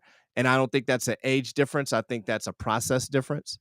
I think process has changed dramatically. I used to use a 909 and in MPC a little bit, but I really wasn't an MPC guy. I actually had a Ensoniq EPS, and if you remember, Will, RZA had an EPS, but it was a rack mount 16, and he could take that machine and use the trigger button on the machine and make a beat better than somebody that had pads and a full-on machine. right. But, But that's just being smart and creative, man. How you That's like a rack mount thing. right. I mean, Dez, Andreas, shout out to Dez. Dez used to pause mix beats together. He would take a beat and loop it together on a cassette, and then play that cassette and have another cassette and loop that part together and play the cassettes the same. Like he had like a multi-track system created from multiple decks. Like he was like, these are some brilliant people that we ran across, and how some of these records that we actually experienced, what made the record great and the people great for using the resources that they have was amazing. I mean, honestly, the technology guided us, if you know what I'm saying. You know what I mean? Meaning if you only I'm had going that to one disagree with machine. you. I'm going to disagree with you. I'm going to disagree with you when you say How so? technology guided us. I'm going to disagree in that we guided the technology. As a musician, they were telling, the idea was you're supposed to use actual instruments. But once Flash turned the turntable into an instrument, they can manipulate sound and movement and feeling by using a crossfader and stopping the record here and there. That became an instrument. And then we started to say, okay, what are other things that we can utilize that are not necessarily instruments to make them instruments? Because for the first time, technology became an instrument in a real tangible way for people that didn't have any classical training with these things. They just figured it out. And that's why I said, Absolutely. I think we guide the technology in that way. And that's why I did on that, because I can see that happen. Yeah. Like you have right. to learn how to use all this stuff. Right. Well, you might have to disagree. And the reason I say that the technology guided us is because the parameters of it forced us to look and listen to sound differently. And then as the technology evolved, we evolved because we kept finding new ways to use it and to push the limits of it. There were people who were not using the MPC for sampling bits and pieces of music. They were just using it for a drum sound. And then, and they would take that on stage and that would become their drum. But we began to take the MPC and use tiny bits of other actual existing records and sounds and then use it. And because it was 12-bit, it changed the sound of the actual instrument or whatever we were sampling. And so that made it what it is. Marley Marl had a 16-track studio, I believe. And he had the early SP12. And so the 12-bit or 8-bit sound that he had and the processors that he had actually, along with the way he heard things and did things, that created the Marley Marl sound. In other words, the more different instruments and different machines came out, it changed how people were doing things. But we changed how those things were used. In other words, Kraftwerk, which is why I said we got it. That's why I said we got it. There's the technology. Oh yeah, the 1100. Right, the technology couldn't do it by itself. We had to learn how to utilize it and make it work for us. And I feel like we got the technology. Right, because the Kai never made the MPC. That machine was, I believe, Roger Lindrum. Yeah, the Lindrum was first. Then Roger Lynn created the MPC. He created the precursor to the MPC, then the MPC, then the MPC 60, MPC 62, 2000, 3000, and 4000. And I think he stopped after the 2000. The 9000. But when he made that machine, it wasn't like, oh, you know what? I can't wait for Pete Rock or Marley Marl to jump on this. He was not thinking hip hop. No, absolutely. No, he wasn't. what Will is saying, right? And I think I agree with. I don't think it's really an argument of like whether you agree with one another.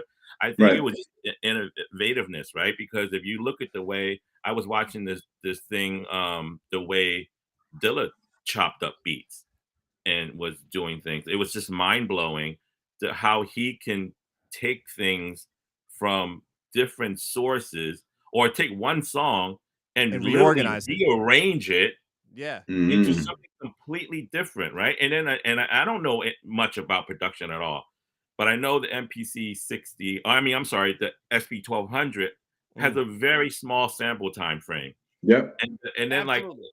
and learning how to manipulate that, right? And it's just like looping things and all that. Again, that machine was never made for hip hop. Hip hop Absolutely. took Mm. it. Hip hop took Absolutely. it and made it a part of hip hop. Well, we found out ways to use things that existed in ways that nobody else would have used them. A turntable was not, that was a way to just play records. You know, Yes. your boy who you introduced me to out on the West Coast is still one of the greatest turntablists of all time. Qbert is still ridiculous. Like he's still him, A-Track, Rock Raider, all of those guys literally completely they completely transformed the way a turntable was even looked at. Like the things that people are doing online, I'm like, yeah, great. You watched a lot of YouTube videos and you could do the same thing they did, but what are you gonna do next? Mm. Is what I'm always asking. Like, I put in a bunch of cameras at a radio station recently, and I'm like, well, what are you gonna do with it? Becomes the question. Like the technology always exists, but how we utilize it, that's what defines the technology. Kraftwerk was making electronic music. The Computer World album came out a long time ago. But when Right. Juan Atkins made Cosmic Cars and Clear, and when Kevin Saunderson took Nitro Deluxe, that dum dum dum dum dum dum dum dum dum, and changed it and played it out of order and made Good Life dum dum dum dum dum dum dum dum dum. Mm. Like that's not only that's you completely reorganizing and manipulating technology, but has you, to your point, said when you limit it, when you say you've only got 12 seconds, it makes your mind crack open new spaces. And you know what Mm. I'm saying? And that's what's amazing to me. And the funny, scary thing is that sometimes, yeah, Aladdin, yes, and Rob and Muggs, absolutely, are amazing DJs. Miz too, Miz, Jazzy Jeff, Tat Money and Cash Money, man, amazing DJs. But I mean, the turntablism is just amazing to me, right? I mean, someone brought it up earlier. I mean, it's they turned it into an instrument. and the So discipline it takes, yes, man, to manually manipulate a record that only goes in one order in a linear form, and yeah, then be able to skip time and manipulate it. It's And make a mind whole blowing. nother song. Basically, you're making a whole nother like patchwork quilt of what your imagination can bring forward. And that's an amazing like skill to me. I've always been in awe of producers and people who could hear a sample and be like, yo, I'm gonna flip this. Or like, how do you hear, that break in the Ahmad Jamal record? How do you hear that in Swahili land? How? Right? What was yeah. the thing that told Jay Dilla that dun dun dun dun dun dun dun dun dun, like what? That was the thing though. And he flipped that into Stakes is High. And I'm like, how? Like just the It's way he did amazing. it. Yeah, it's a I'm a fan. Yeah, I'm a no, huge fan. you have to be a huge fan of anybody who has that much insight into how something works and that much of brain space and perspective to take something and turn it completely into something else. That's amazing. All these people who sit around cutting out pictures and making these montages or writing, what I'm saying, on stuff and like, I'm like Basquiat. No, you're not. Basquiat's better because Basquiat did it first, and because the way he did it and the statements he was making were observations of the time and in the moment, that Mm. he was literally just in a raw emotional and mental way expressing what he was seeing at the moment in the hood, in all over Manhattan, what I'm saying, in the news. He was literally having a reaction that physically manifested itself as opposed to emulating something that it was a reaction to something that was happening at that time, even though that same thing may be going on. Racism may still exist, poverty may still exist. Where's your genuine 100% reaction to what's going on right now at the moment? Not You know, hashtag blah blah blah, but you you know know what I'm what's saying? dope about bringing up Basquiat is that in the class, I still teach a course for those who don't know. I created and taught the world's first university accredited course on hip hop culture at the University of Massachusetts Amherst. Not a course about Tupac's poetry or like an element of the culture. I'm talking about the apparatuses by which the culture came to be. So it's more of a sociology course than anything else. And it was called Edutainment, the Impact of Hip Hop on American Culture. This is way back in 1997. And it's funny when we talk about what we talk about in educating people and letting them know what this thing is. Our culture is something that we should not let and allow other people to try to tell our stories. So when we're sitting here telling these stories, when Kelly's sitting there telling these stories, it's important that we document and archive our stories and our narratives, as opposed to allowing someone else to guide those narratives. Very much so. And I didn't know what the hell I was doing, but I didn't want somebody else to tell my story. And that was really, I didn't want to be reactive. I wanted to be proactive about it, because I don't want to be the person that says, look at what they are doing to us. I'm like, who is they? Right. And knowing that there was no way that, we were in the halls of academia and intelligentsia at the time. We weren't really in there like that. No one really cared. Now there are classes everywhere. Right. And again, we keep talking about innovation. Keep talking about like not knowing what the hell. I didn't know. Remember when Harvard used to have the Harvard like rap conference every year? This is like in the late to mid 90s, or Late like 90s, yeah. mid 90s, like in there, right? And I was speaking on this panel about hip hop and education. And I was like, if utilized properly, this culture can be a viable and valuable educational tool. And I guess I was a pro guy. So, I had on my backpack, my hat, he didn't know I had as many degrees as he did. I guess the guy that was the con guy was supposed to refute everything I was saying, so that I would get mad, because that's what these hip hop dudes do. Get mad, punch him in his blabber box, and then it'd be a problem. He'd say, look how they do. See, that's why they can't be in these universities. But instead of beating him with these, I beat him with this. And the dude got up in tears and left the stage. Like he was a dude from like Brown or Yale or Dartmouth or something. Tweed jacket, tweed patches, total cliche. Not that I wasn't, I guess, at the time either. But, he was that guy. Nose in the air, pipe in his pocket. And he thought he knew everything. And like, this shouldn't be here. Hip hop culture should be here. We should be a part of this thing. But we always make our way into something. And then we take that thing and we say, look, we've always been here. You just didn't want to recognize us. We are as viable and valuable to music, to art, to this, to that. And we were talking about this in my class about the Basquiat. And we were showing Blondie's Rapture video, right? If you look at the video, if you look at that video and you notice all the imagery and all the things that are happening, she's standing at the turntables, and all the kids think that when she says she's talking about Flash and Fat Five Freddy, she thinks the kids in our class think that's Grandmaster Flash. I'm like, no, do you know who that is at the turntables? Jean-Michel Basquiat. That's him at the turntables, right? And then you go outside, you see, God, why can't I not remember his name?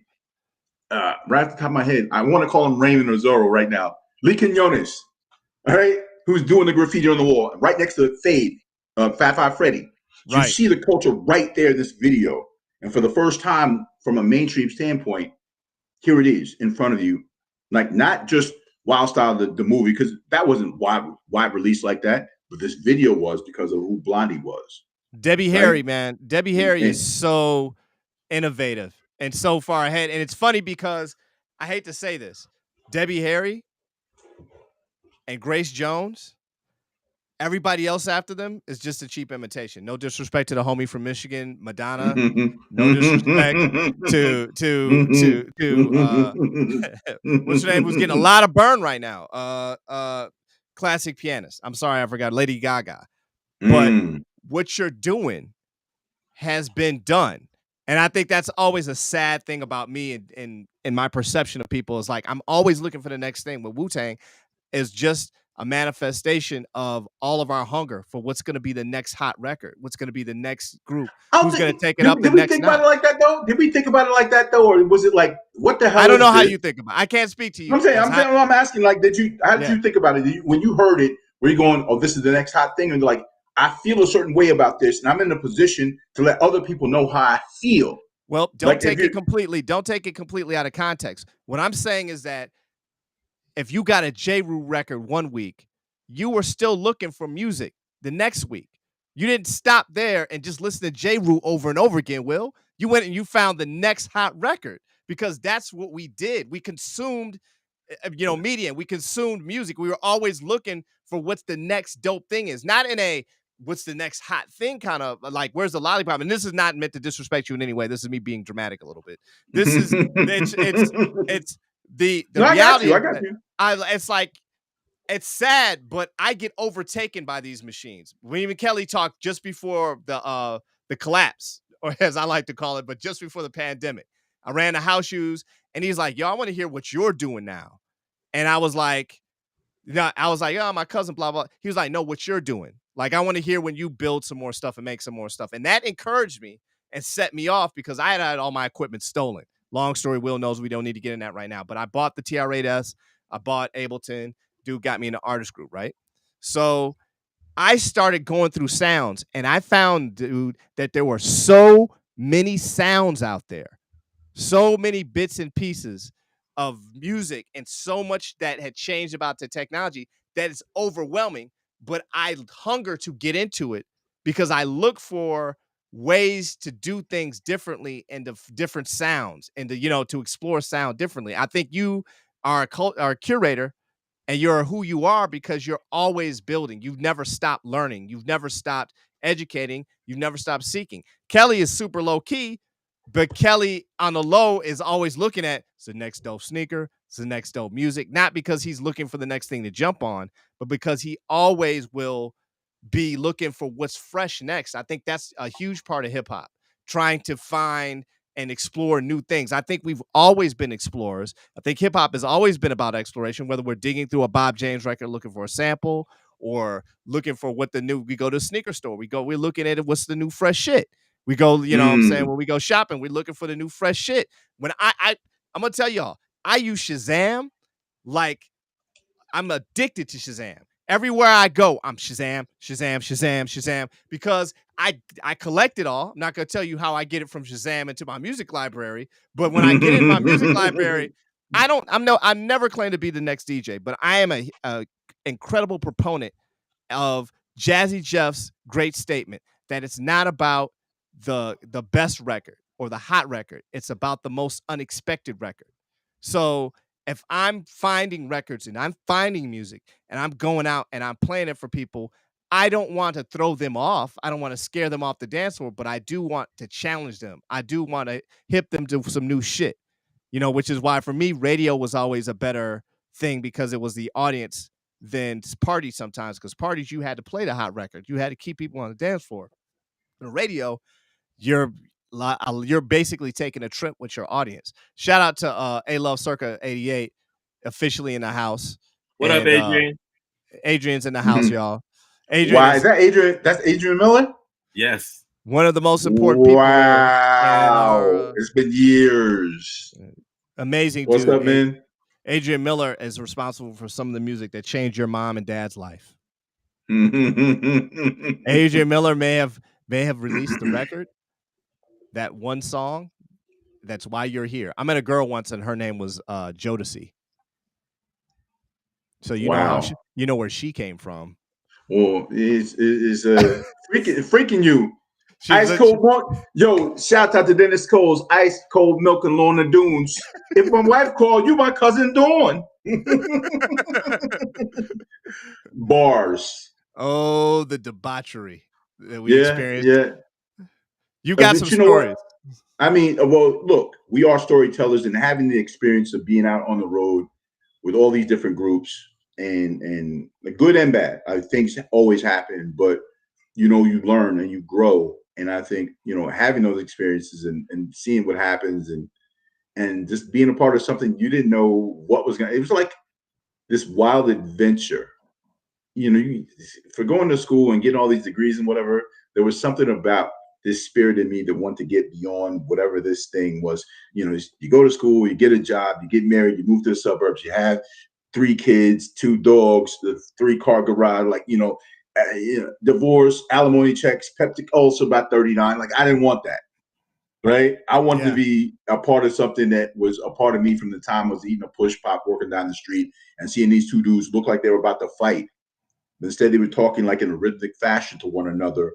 And I was like, this sounds like some Dr. Seuss. And back in the day, when you saw people confronting each other like that, you would call fight like you was Bob Arum or Don King or some shit. But we screamed fight and they never fought. At the end of it, they like acknowledged each other. They dapped it up. They hugged and walked away. I'm like, the fever hit me at that moment. Whatever that thing was, it didn't have a name. I didn't know what it was, but I knew I wanted to be a part of that thing. And ever since then, in everything I do, this culture permeates it. Doesn't matter whether I'm doing a global basketball tournament with Bobito Garcia. Why? Connective tissue. First time he used to be at Def Jam, when he was at Def Jam as a college radio rep, and I was a college DJ, and he would just send me like, oh, you got BWP. I know you're not gonna play it, but whatever, check it out. And all this other stuff.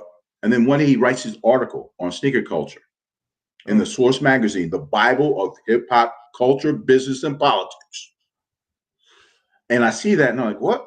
I thought I was the only person that did that. Word is born. I thought like I was the only person that was really into it like that. Other than my man Keith Shorts from Baltimore. Shout out to Keith. Put me on my Diodora game heavy. But I see Bob doing that article, and I sent him a Polaroid, right, of my 15 by 15 storage unit. I was in university. And you see how you have yours lined up, Kelly, by year, make, and model? Mine had Polaroids on the outside of them so I wouldn't have to open up the box because I had shrink wrapped a bunch of them, or I mummy wrapped them.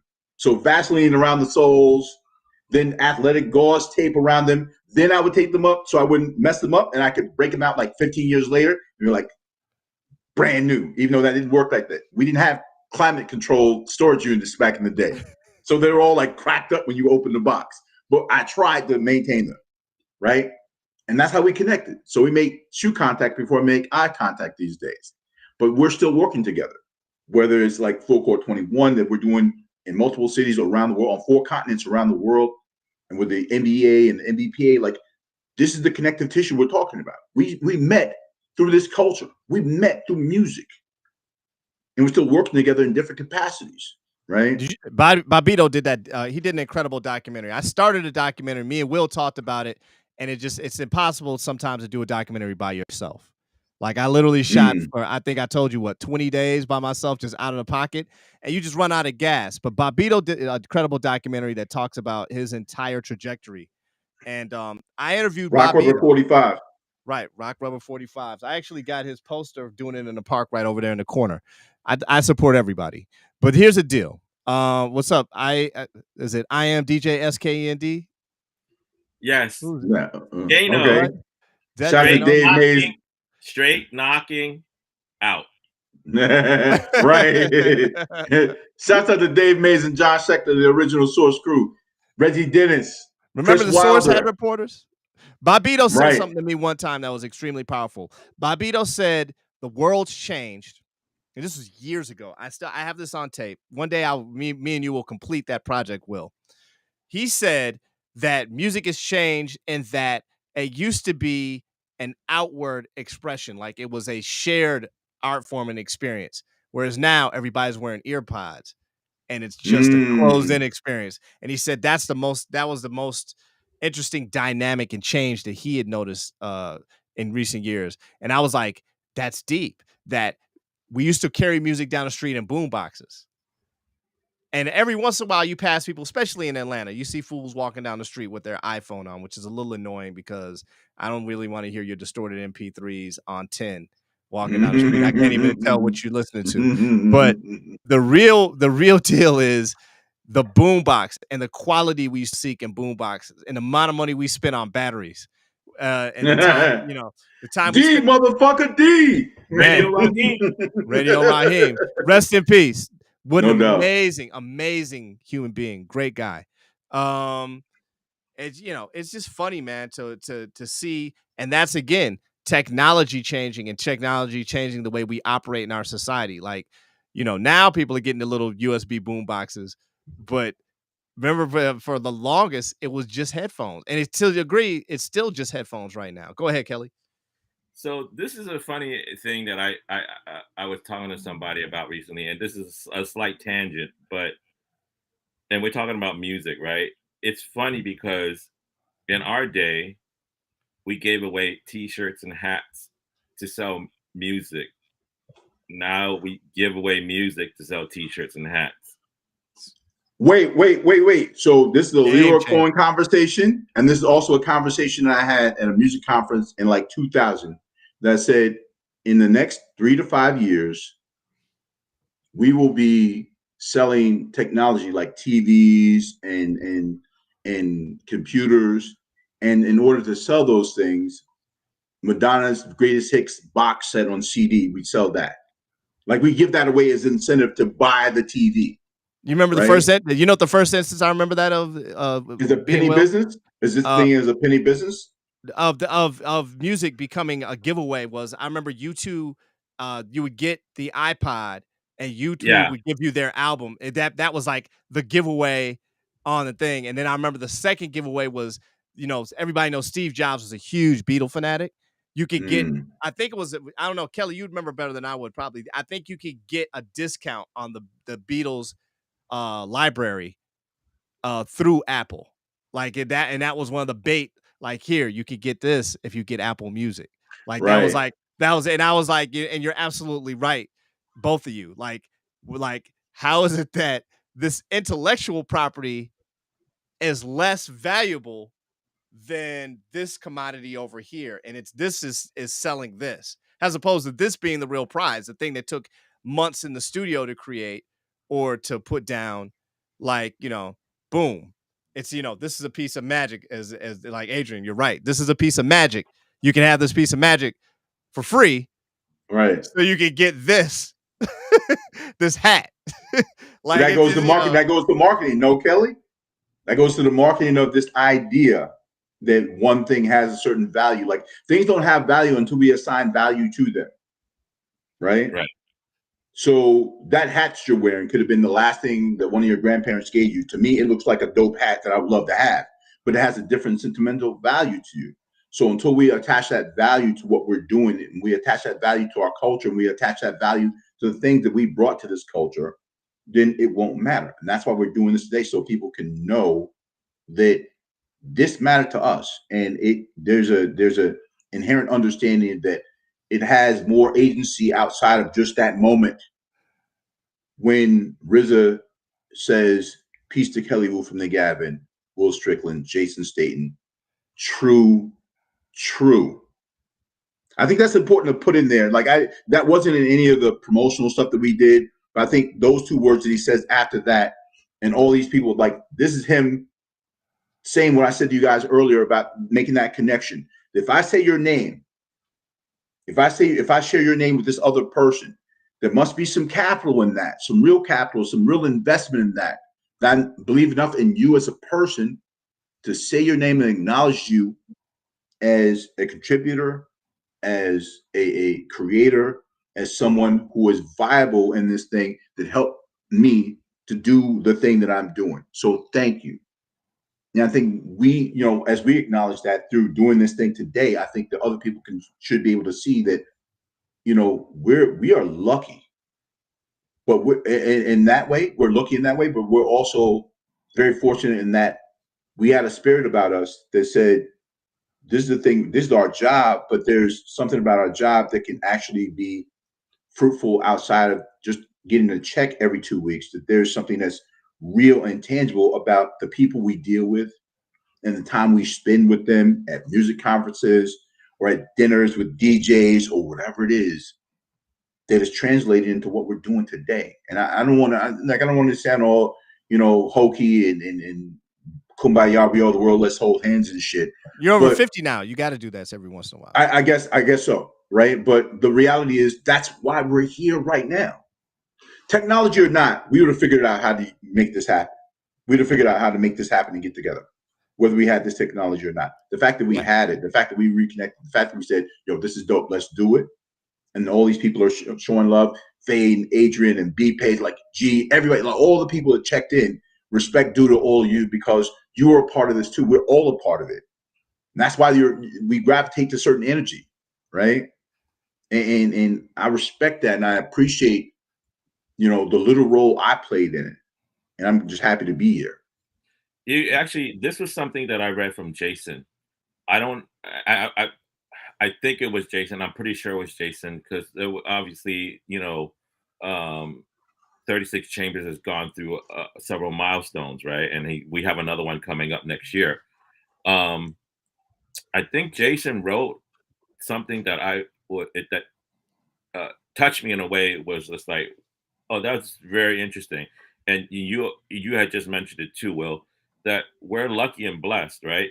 Because the Wu-Tang movement was gonna happen with or without us. 100%.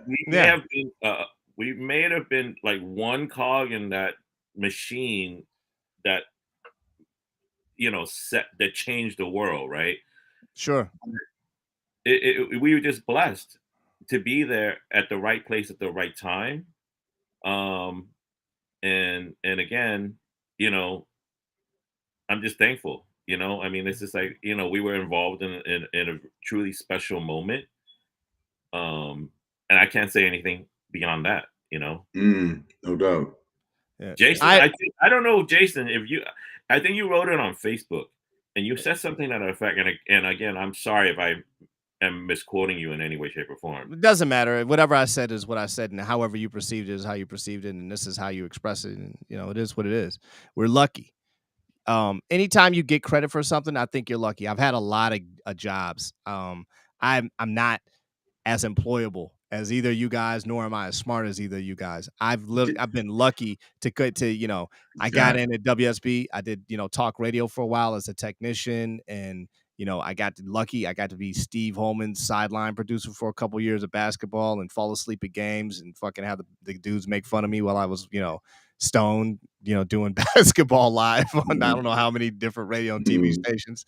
I helped build Hot, what I'm saying, when it was 97.5, got fired as a music director, what I'm saying, was, running around selling weed and working construction jobs, for 6 months. Your life, I didn't have a crib, for a while, just, it was, so it is what it is. Like, your life can take these enormous, like freeway hairpin turns, and you can end up somewhere completely different. I went from talk back to Hot, and when you're involved in something that becomes something, it's just the fact that it becomes something sometimes that's the reward. The check doesn't matter as much because checks are disposable. Money evaporates. Like, I've gone and done like Cisco and engineering contract jobs and gotten gigantic checks. And because, of the amount of time you spend doing it and amount of time you spend, working, the check pays the bills in between when you start the job and when you finish the job. And then you got a little bit left over, you throw it in savings. And if you're if you're lucky, you don't have to spend that to do something else. The money disappears. None of that gets held on to. Like, we keep looking at the United States, like you can have all this equity and you can pass your wealth along. It's very hard to do that. It's just as hard to do that here as it is when people make all these remarks about China and other countries. Like, the difference is it's a game here. We think that things can work out a certain way, but the reality is it's just the same thing. And the only thing you really leave behind, especially like, Will, you got kids and grandkids. Like, I don't have any kids. So what I do, like what I have grandkids yet, but I'm waiting for some. I thought you had, I know you got nieces and nephews, but yeah, no doubt. And I know you got kids. And Kelly, I don't think you have kids yet or have any kids, but what you do, how you treat people and how people experience you sometimes is all you get.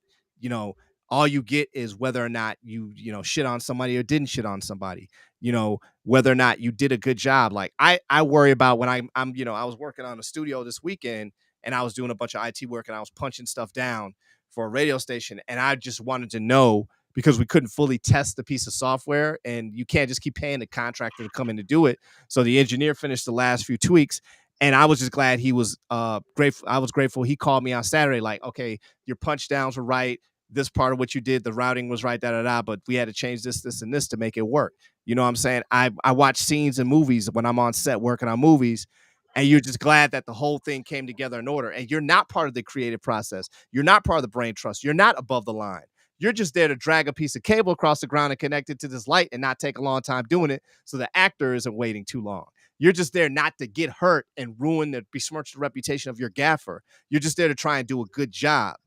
And, I think it's always been that, at least for me, like I was just trying to do a good job for helping, RZA and helping Mook out and the guys who I talked to on the phone who are these dudes who are trying to make something of themselves. And because I, was sincere, I was trying to do a good job for Sincere. He may not like the way I do it, whatever. He can fire me, I can fuck off and, and keep on with my life. But to the best of my knowledge, to the best of what it takes me, I'm trying to do a good job. I feel like you guys are who you are because you've always done a good job. You've always taken what you're doing seriously, whether you were your boss or not. Will has been his boss a lot of the time. He's completely opened up pathways that other people are just now exploring. Like, there's guys I know who are doing classes at colleges, and I was like, yeah, Will did that like 20 years ago. Like, he's been doing that. Like, you're not breaking new ground. No disrespect to you. I'm proud of you for what you're doing. But it always it guiles me when people make themselves innovators. Like, when somebody watches something online, like, look at what I'm doing. Like, you're like, what are you doing? Like, you're doing something somebody else already did. I look at myself, and a lot of times I don't do things because I don't want to be the second, third, fourth, 10th person to do it. I'm just trying to do a good job. And if I get lucky and I do something that makes a difference, that in any way impacts somebody else, or somebody remembers me and they hire me back, that's the biggest compliment. And that's what that shout out was to me, is that's somebody saying, yo, what you did, you kept your word, you got that done, you helped us out, you saw us through, thank you. And that's all you can expect sometimes, because people don't always have a check. When me and Rich Isaacson met, when I was trying to do the thing, Rich. Will, I sat down with him. He said, like, we didn't have money to pay you for bringing Wu-Tang to the table. And you didn't have the resources to be present, which is why somebody on the inside says something about, well, Jason wasn't there when they were signed. He didn't go through the legal process. He didn't have to negotiate with them. He didn't walk them. He wasn't in at every meeting. Like, why should he get any A&R credit? Okay. Maybe that's a legitimate gripe. No, maybe it's not. There's a dude got his ass whipped one time, and he said the reason I got my A&R credit is because I didn't tell that he got his ass whipped. Well, first thing, I didn't whip your ass is the first problem that you have. The second problem was the album was already done when you got your ass whipped. And the third thing is, I didn't help you get your ass whipped by putting you in the situation. You did that, and I can further help you by understanding how that ass whipping happened. But I'm not going to take it back, and they're not going to take it back. The reality is, the reason Will's name is on the album is because when RZA needed somebody to do A, B, C, and D thing, Will was present. And he wasn't like, yeah, man, slide me $1,000 and I'll do it, which is what you hear from a lot of people. He said, yeah, man, I'll do that. I think you deserve to get somewhere in your life and become somebody and make something. And look at what these motherfuckers have done. Can I tell you why I did it, though? I have to be interject right here. Absolutely. Because of what he did when he was Prince Rakeem and Tommy Boy. He didn't have to take from his money to give to me, because I was just doing something on the strength of what Albie was asking me to do. Right? And so he didn't have to give me nothing. Like I said, he could have left me in the lurch. He could have jumped right back on the plane and gone back to New York with the money, and I wouldn't be here telling you this story, because like I told you, my man was too comfortable on the other side of the law. He fractured a law or two in his life. Okay? But he knew that I could put people in the club, and that I'd always done that. And I was, again, my credit was A1 with him, right? But because he looked out for me, he didn't have to do that. Right. As soon as he called me, I'm like, say less. Let me see what's up. Let's figure this out. That means you invented say less. That was a long time ago. No, I didn't say that. I'm just kidding with you. I'm just going to go ahead. In my mind, like, when Kelly's on the phone and we're talking to him and we're trying to figure out this thing, and like, he's like, oh, this dude is doing this. And I'm like, oh, let's figure this out. And you don't know, and you see like the single go, you see Protect Your Neck, you see Method Man, those first two singles, and they signed for like 50 G's. And after taxes, they split that up. Like, they split that because the other two had already had deals before. So they knew. And RZA and Ginger had deals before. And as I said, Rich didn't have that money. Rich and them were literally like those. Like I got to give it to Steve and Rich because Steve and Rich weren't necessarily at that time getting rich off putting out real hip hop. Like they weren't. Like they didn't have like, dude, this shit that happens now with motherfuckers having mad points on their record and getting checks in the mail 2, 3, 4 years later. That shit wasn't going down. Like, you know what I'm saying? Like, seriously. I met the guy from Bertleman's record group, and the dude was like, thanks. For like twice. Like saw me in different places and was like, thanks for shit that you do. Because they were he's not on our level. That dude is doing Elon Musk. We're just putting up posters and shit. But the fact he even said thank you was a huge compliment. The fact that Steve introduced me to other record label dudes and actually was like, yeah, this is Jason Staten. He helped me out with this. Sometimes, Steve forgets, but Steve's like your older brother. He don't have to fucking answer my phone calls. Steve didn't have to say what's up to me. I know where, I appreciate Steve letting me work, getting me the account, the little, money that I spent on a Snickers bar and a couple McDonald's Happy Meals. And and he gave me a huge opportunity, dude. I learned a lot from Steve. Steve's a good dude for what it's worth. Rich is a great dude for what it's worth. When I wanted to sit down and talk to Rich Isaacson, people were like, hey, Rich Isaacson, some dude named Jason Staten is here to see you. He's like, ooh, Jason Staten, send him back. You know what I'm saying? If I call Will doesn't not pick up the phone. Kelly doesn't not pick up the phone. I'm lucky to have the relationships and have had that experience, and I'll take it for what it is. You know what I mean? You don't always get rich for everything you do. You don't always invent the pet rock.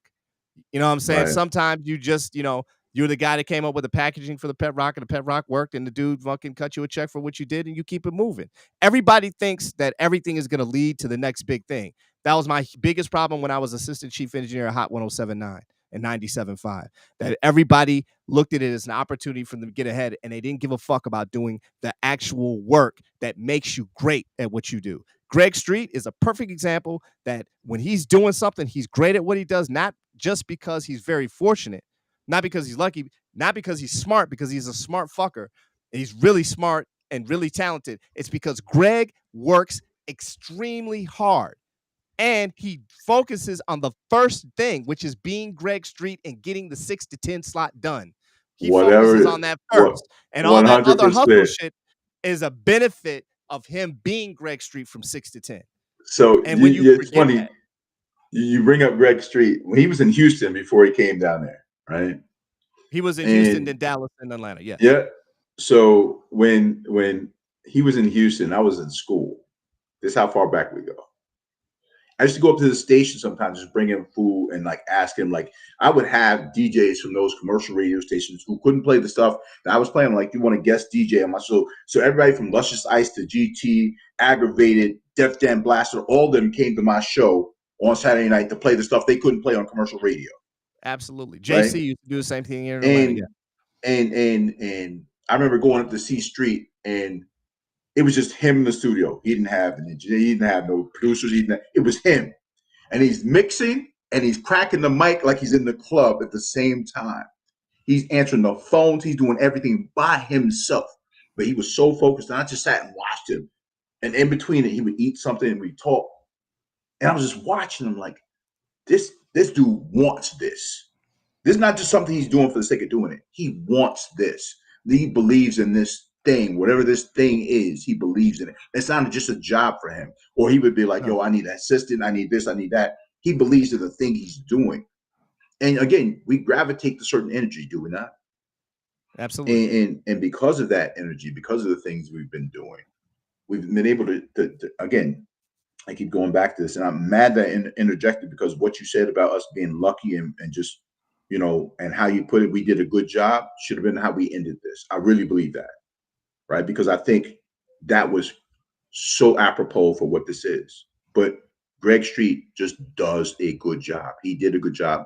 And whatever role we play in that thing that RZA said that, we just did our jobs, whatever the job was. Even if it wasn't really a job, we played our part, if we want to say it like that, and driving that thing forward. And, again, I will be eternally grateful for that because he's always eternally grateful in his presentation around the world about that origin story and our part in that origin story.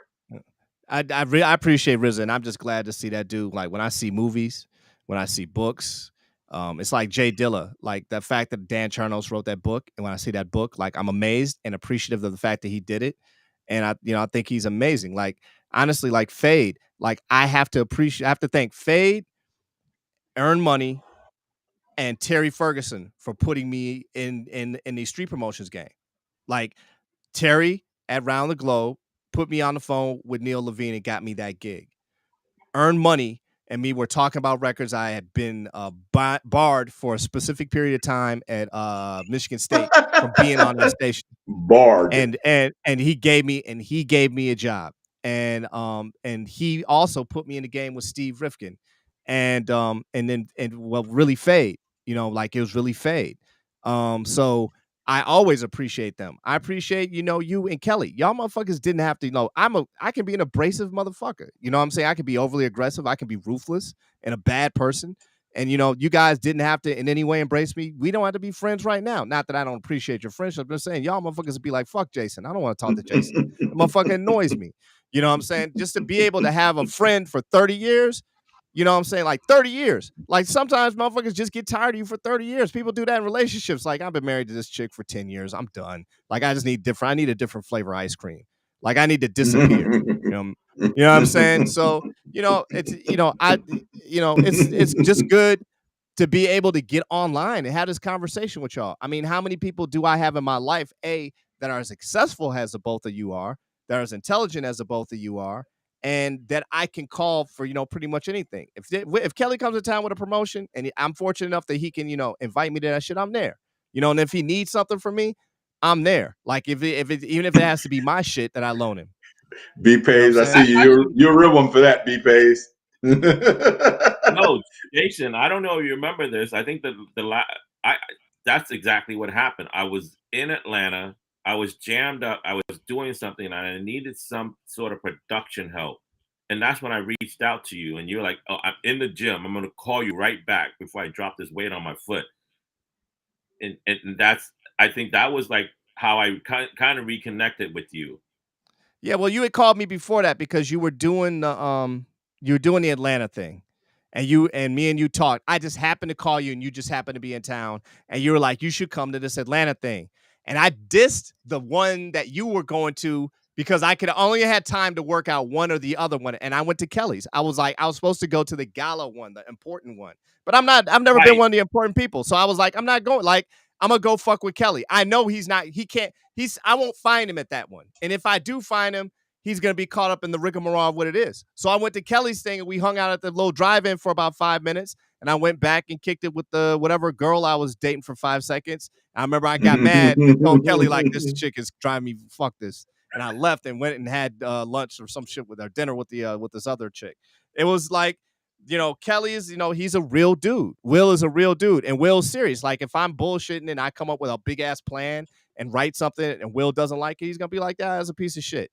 Like, I know you can write better than this. You should rewrite this.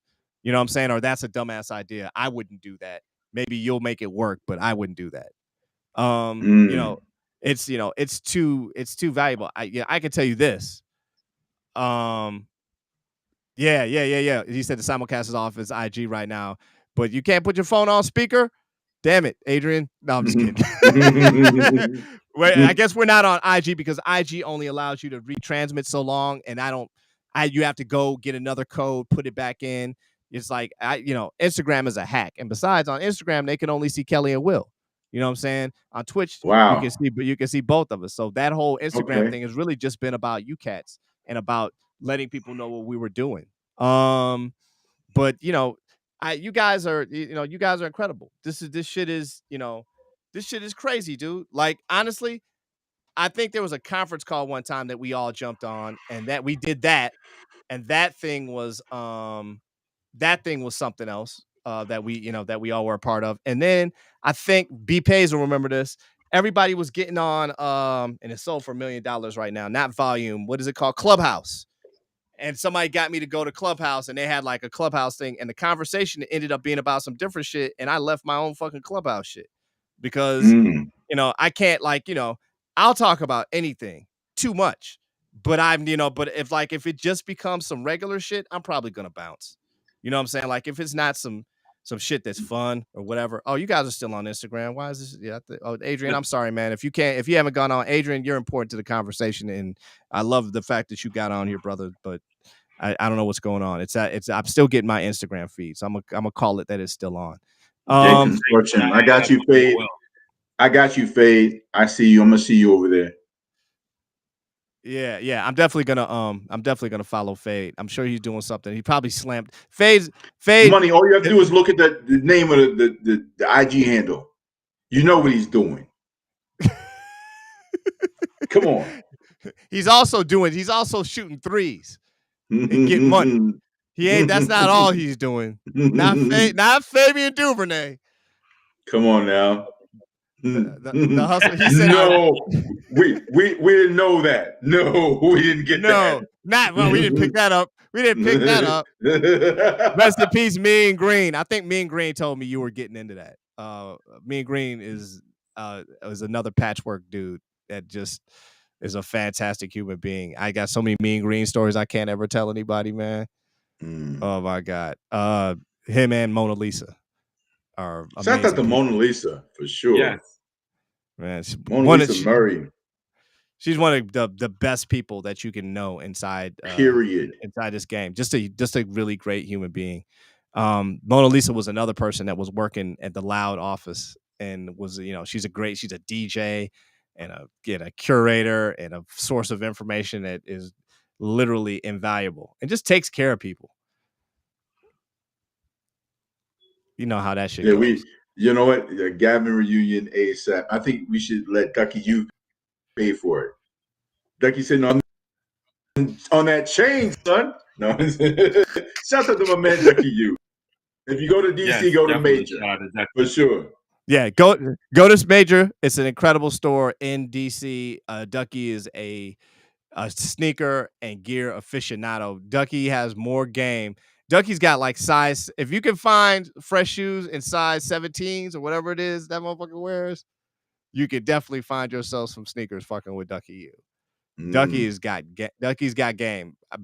Obviously, both of y'all got sneaker game, but Ducky sells shoes for a living, so right. He sells shoes because he loves shoes. He sells style, actually. He sells style. Yeah, that's right. What he would tell you that for sure. Right. He definitely is. He's a flavor distributor. He's all game. Ducky has always been all game. So if you're trying to up your game, you should definitely go to DC. If you want to speak game, if you want to speak game, I should let Ducky tell the story about the Gavin seminar passes of John Stockton and how many John Stocktons that were walking around the Gavin seminar one year because of an innovation at Kinko's. I'm just gonna leave it at that. I'm gonna leave it at that. Shout out to John Stockton. Jay Stock, what up, baby? Hey man, the pass Kinko's pass game. The Kinko's pass game used to be serious. There's not even something funny. Yo, there was the first Gavin I went to after I left. So this was probably 94 because I left to go to Priority in December of 93. And I'm at the Gavin, and all of a sudden, one of the editors comes up to me and says, "What are you doing, Kelly?" I said, "What are you talking about?" And I was like, "Why are you like making copies of your badge?" I said, "What are you talking about?" And I don't know. Actually, I'm not going to mention the names, right? But someone had borrowed my badge to needed to do something. They took it. They lied to me. They took it to Kinko's and copied my badge. Like, I'm the worst person to bootleg because you're going to a Gavin convention when I was running it, and it's like everybody knows Kelly Wu, so it's like it's just like 4 people walking up as Kelly Wu. It's just like, you are not Kelly Wu. Right. Listen, I'm trying to tell you, Kinko's made a lot of business around Market Street and the Westin St. Francis Hotel in San Francisco on a yearly basis, Jack. I can tell you that right now. I'm like, what?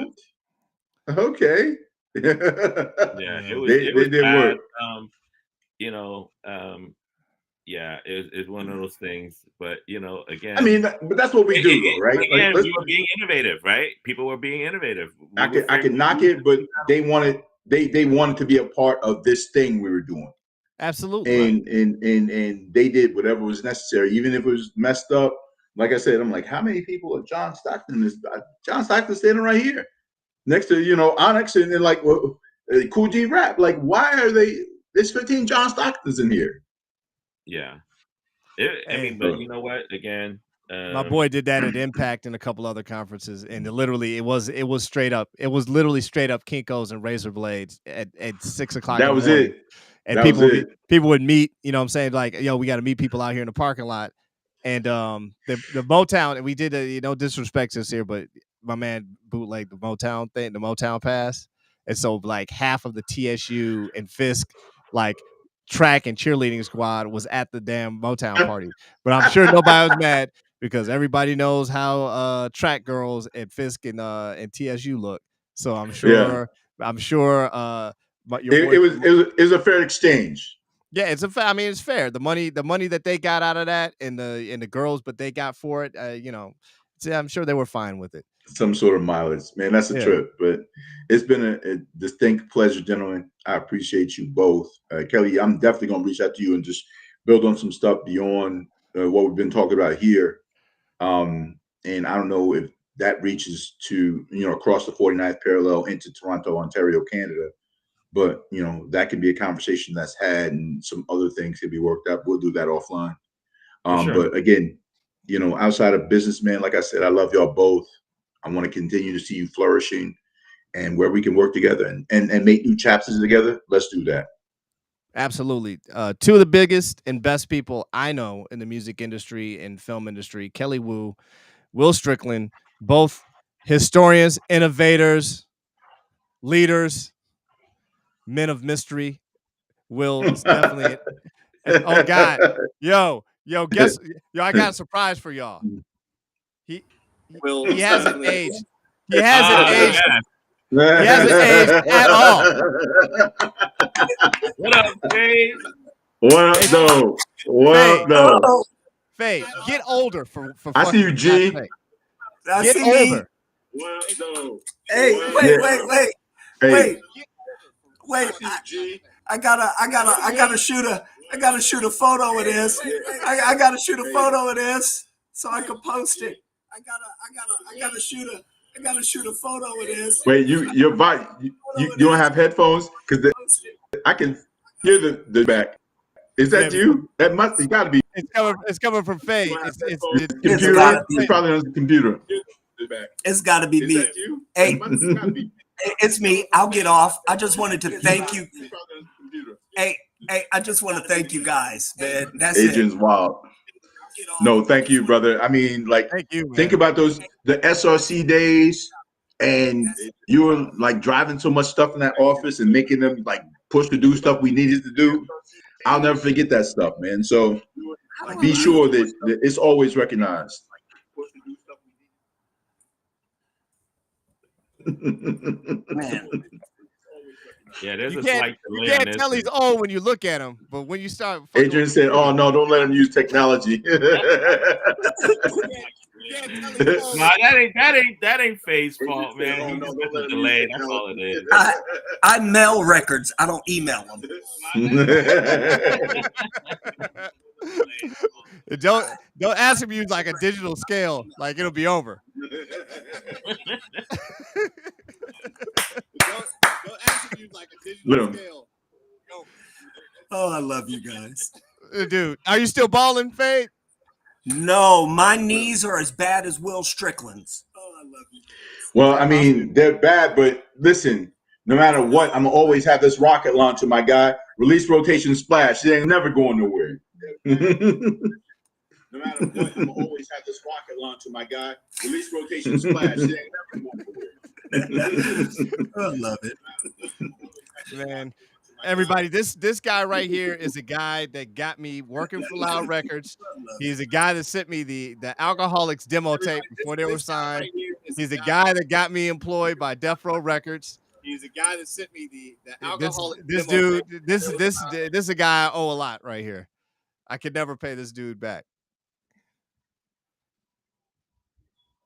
He's pausing. He's pausing. It's like it's the delay is No, amazing. you know what it is. I think he needs to follow the instructions of Miss J UK Right. and watch it on Restream. Mm. So. Oh yeah, you still got your phone on, huh? On Restream. Adrian's texting me like, "Nigga, what are you doing?" So. Oh, yeah. I think he's good now. He's good now. He got it together. He just muted the computer. Yeah. Dude, Fade, thank you for coming on, man. It's good to see you. Like, yes, definitely, Fade. Yeah, I think we just need to figure this out, right? I mean, it's just like, there's a lot of people from our era that has done a lot of work, has done a lot for the culture. And there's a lot of stories to be told. I think one of the best things I watch online right now is Drink Champs. Oh yeah. And I actually never knew EFN. But he has that street team perspective too, right? And this is something that, and you guys talked about this, right? There's probably so many incredible street team stories to be told that in itself could be a very, very interesting thing. I don't know if it's public facing, but I know I would get a kick out of hearing about it. Just to do a document, honestly, the most important thing is to do a documentary just for the sake of gravitas, just so we can share it with each other. If other people find something in value in it, then that's great. If it goes someplace other than just outside of our circle of friends, it's great. But being able to record and then share all those stories and all those ideas and all that history, that's what's important. Even if it's just all of the individual interviews and then doing like a roundtable conversation after all the interviews, because then during a single conversation with Fade, you're going to get an amazing amount of information and stories. But then you're going to get a totally different series of stories and information by having him in a room with a group of people talking about things, because when you see the person and you're present with the other person, it changes the conversation completely. So there's definitely value in that. I recently had James Robinson on my podcast. And he explained to me that, his name was James, but the girls call him God when he's humping. He was winning a gold medal for broad jumping. And if you don't remember those lyrics from the Alcoholics, that always stuck out to me. I thought that was funny as shit when he said that. And he's such a different person now. Oh, and yeah. He's married, he's got, his children. Like, he's in a great space. And I love talking to him and seeing, like, from those days to where he is today, and just feeling like he was like, oh yeah, I'm in. What do you need? Like, when I called him, like, I haven't spoken to you in years. You're like, I don't care. Let's go. Let's rock. You could, if you check this is shameless self-plug, so I apologize. But really, this is an extension of what I was already doing. Like, everyone from Chuck D to Diamond D, we had a crazy conversation about why he didn't pop like he should have, like he thought he should have popped. Like, that was great. Right. And like a really frank conversation about it too. Oh, this is with Diamond D? Diamond D, Search, like Master Ace, everybody's on there. If you check the podcast, The Open Run with Will Strickland, and we're talking about basketball, but it's like the podcast with basketball and life are one, because this thing that we do is locked into basketball no matter what you do. The park jams, we're on the basketball court. We do our tournament at Rock Stadium Park on 99th in Amsterdam in the city. So when you see Crazy Legs on the same park where Earl Manigault did his thing, and we do Full Court 21, that's homage to the thing that brought us together in the first place. Right. Like that. Like I said, the ethos of everything we do is this culture. We grew up in it, and it permeates everything I do. When KRS used to say, I am hip hop, people used to laugh and say, oh, that's disrespectful, or like that's really a lot of hubris. But really, the reality is, we are hip hop. Everything we do, how we move, how we dress, how we speak to each other, how we eat, is hip hop. It sounds funny to say, but it's a part of, like, our energy in this culture permeates everything we do. Sure. Right. And it's such a wide variety of how we present. Yes, you know sir. what I mean? Like, of how we ourselves, of what, the different ranges of, and the other thing is, and I like about what you said is that, is it's so the culture of it is so important. And I guess immediately as soon as you said that, I thought, how do you preserve that? How do you pass that along? Because in a way, when you're here where I am in the A, and it's about Future, and it's about the Migos, you wonder. Of course, the gear, the swag is passed down. You know what I'm saying?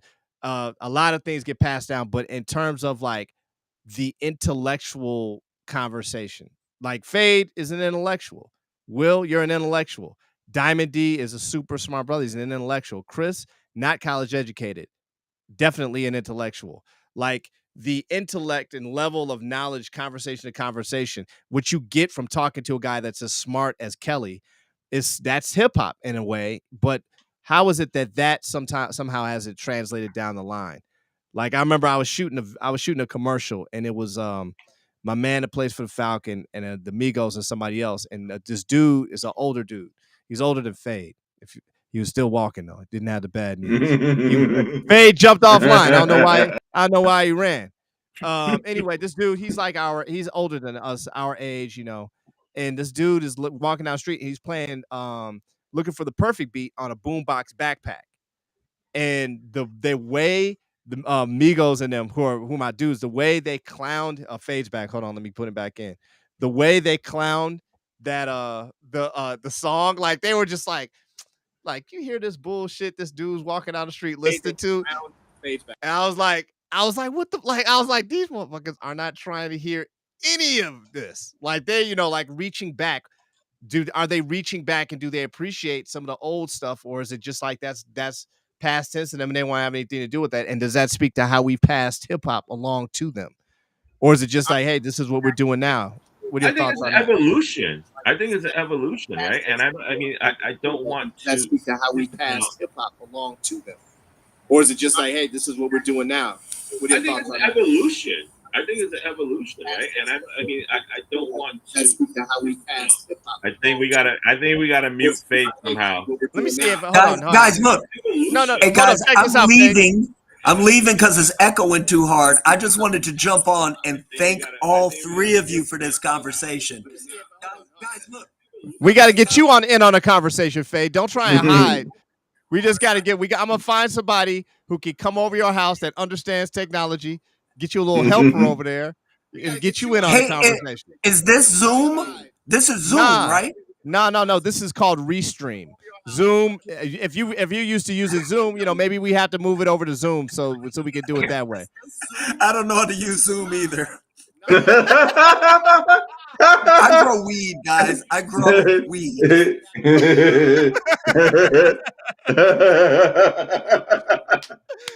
I was like, we can move it over to Zoom. He's like, I don't know how to use Zoom either. I was like, he made the suggestion, like, it's like, have you ever seen that FedEx commercial where these two guys who were like consultants, they go into this like self-made millionaire's office, like old country dude, like Conrad Hilton or something, right? And they're telling him all these things he should do to innovate his company. And the man bangs on the desk and says, okay, do it. And they go, whoa, hold up. We don't do what we said you should do. We just tell you should do that thing. Fame's like, we should go to Zoom. Oh, I don't do Zoom, but maybe we should go there. I don't know how to work that either. My man. The fact it says Restream and Fade still said, is this Zoom? Turn your mic back on, Fade. He did say he grows weed. The fact it says Restream and Fade still said. There you go. I can hear you now, Fade. Turn your mic back on, Fade. It is, guys. I also have my V60C Motorola cell phone right here that I'm about to flip open and call somebody. They let you keep that on the network? Most cell companies be like, give me that old phone. I'm a beam you guys my SkyTel so that you could just hook up with me. You still got two-way pager, Fade? Yo, your lap, I still got mine. I still have mine. I don't use it, but I still have it. Love you guys. Love you too, man. I'm leaving. This echoes way too much for me with my technology. With your technology and the fact that you've been product testing and you've been in a we hear you, Biggs. We hear you, Biggs. I'm used to tech support for botanists.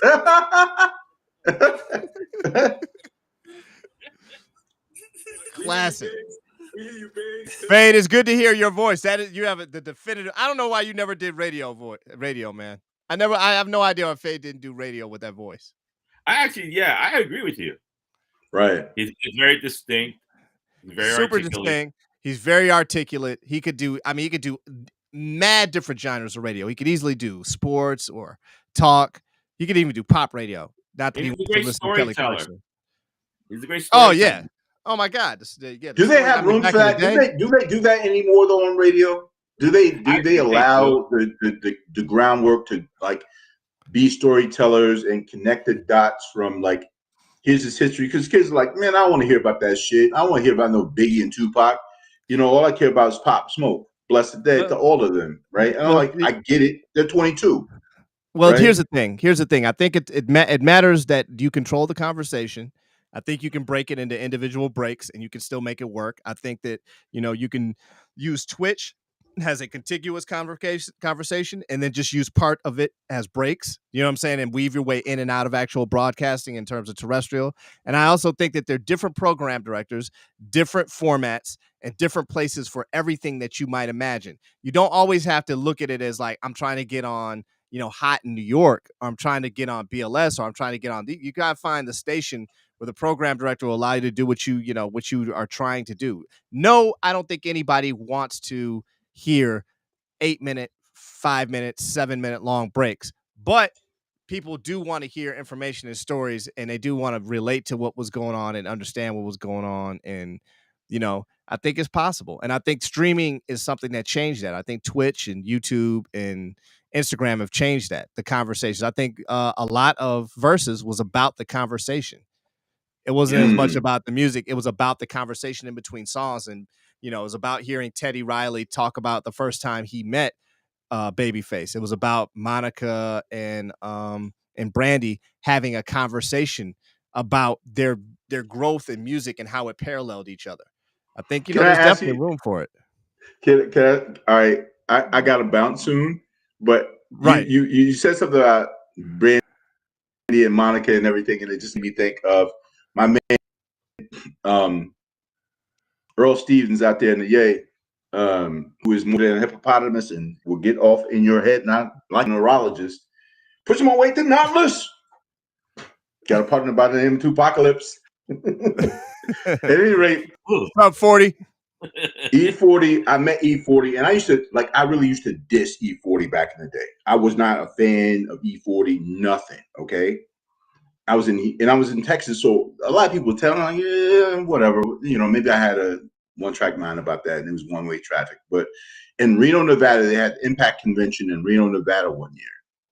Okay. And this is after I shot my shot with Sherelle. Sunday, Monday, Tuesday, Wednesday, Thursday, Friday, Saturday. I did. I can't even front. I took the L, but I took my shot. So you got blocked. Okay. Oh, no doubt. But she was cool about it. It wasn't like I cracked my face. It was just funny. And we're in the lobby. I was talking to Renee McLean. Shout out to Renee. And 40 came by, so I wanted to talk to him. And we started talking about all this other stuff. He was just like really building. My brother was a big fan of E40, right? Okay. From the Cool days, like when he did the song with the Cool, he said, "Why buy an $85,000 car before you buy a house?" Which was, there's a reason why he was living next to Gary Payton and Jason Kidd in the Oakland Hills, but he was an independent record dude. Okay, he was smart with his. So I'm talking to him, and at the end of the conversation, like I realized that this is how dude really talks. I thought it was just like slang was for the sake of slang was. That's how he speaks for real.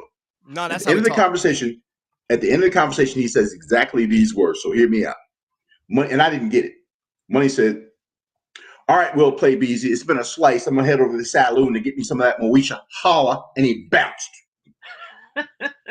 Okay. So I'm back talking to Renee McLean again, and in the middle of a sentence, I burst in like tears are coming down my face because I started to realize what he just said to me.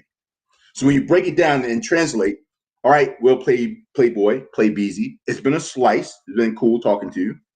I'm gonna head to the saloon, the bar, and get me some of that Moesha. And he goes, I'm thinking like he's talking about Moet, so he's sipping on champagne. But when I walk by the bar and he has the snifter in his hand doing like this, I'm like, come on, dog. I forgot who played Moesha. Andy. God damn it, I was crying. I was crying, B. That's how he speaks for real. And like, I have to admire this cat for being authentically who he is, no matter what. I always have respect to that. And think so of the mind. Think of the mind right. to manipulate the English language at the speed that he does. Right. Just like I said, all right, we'll play BZ. I'm going to head over to the saloon to get me some of that Moesha. Holla and bounce.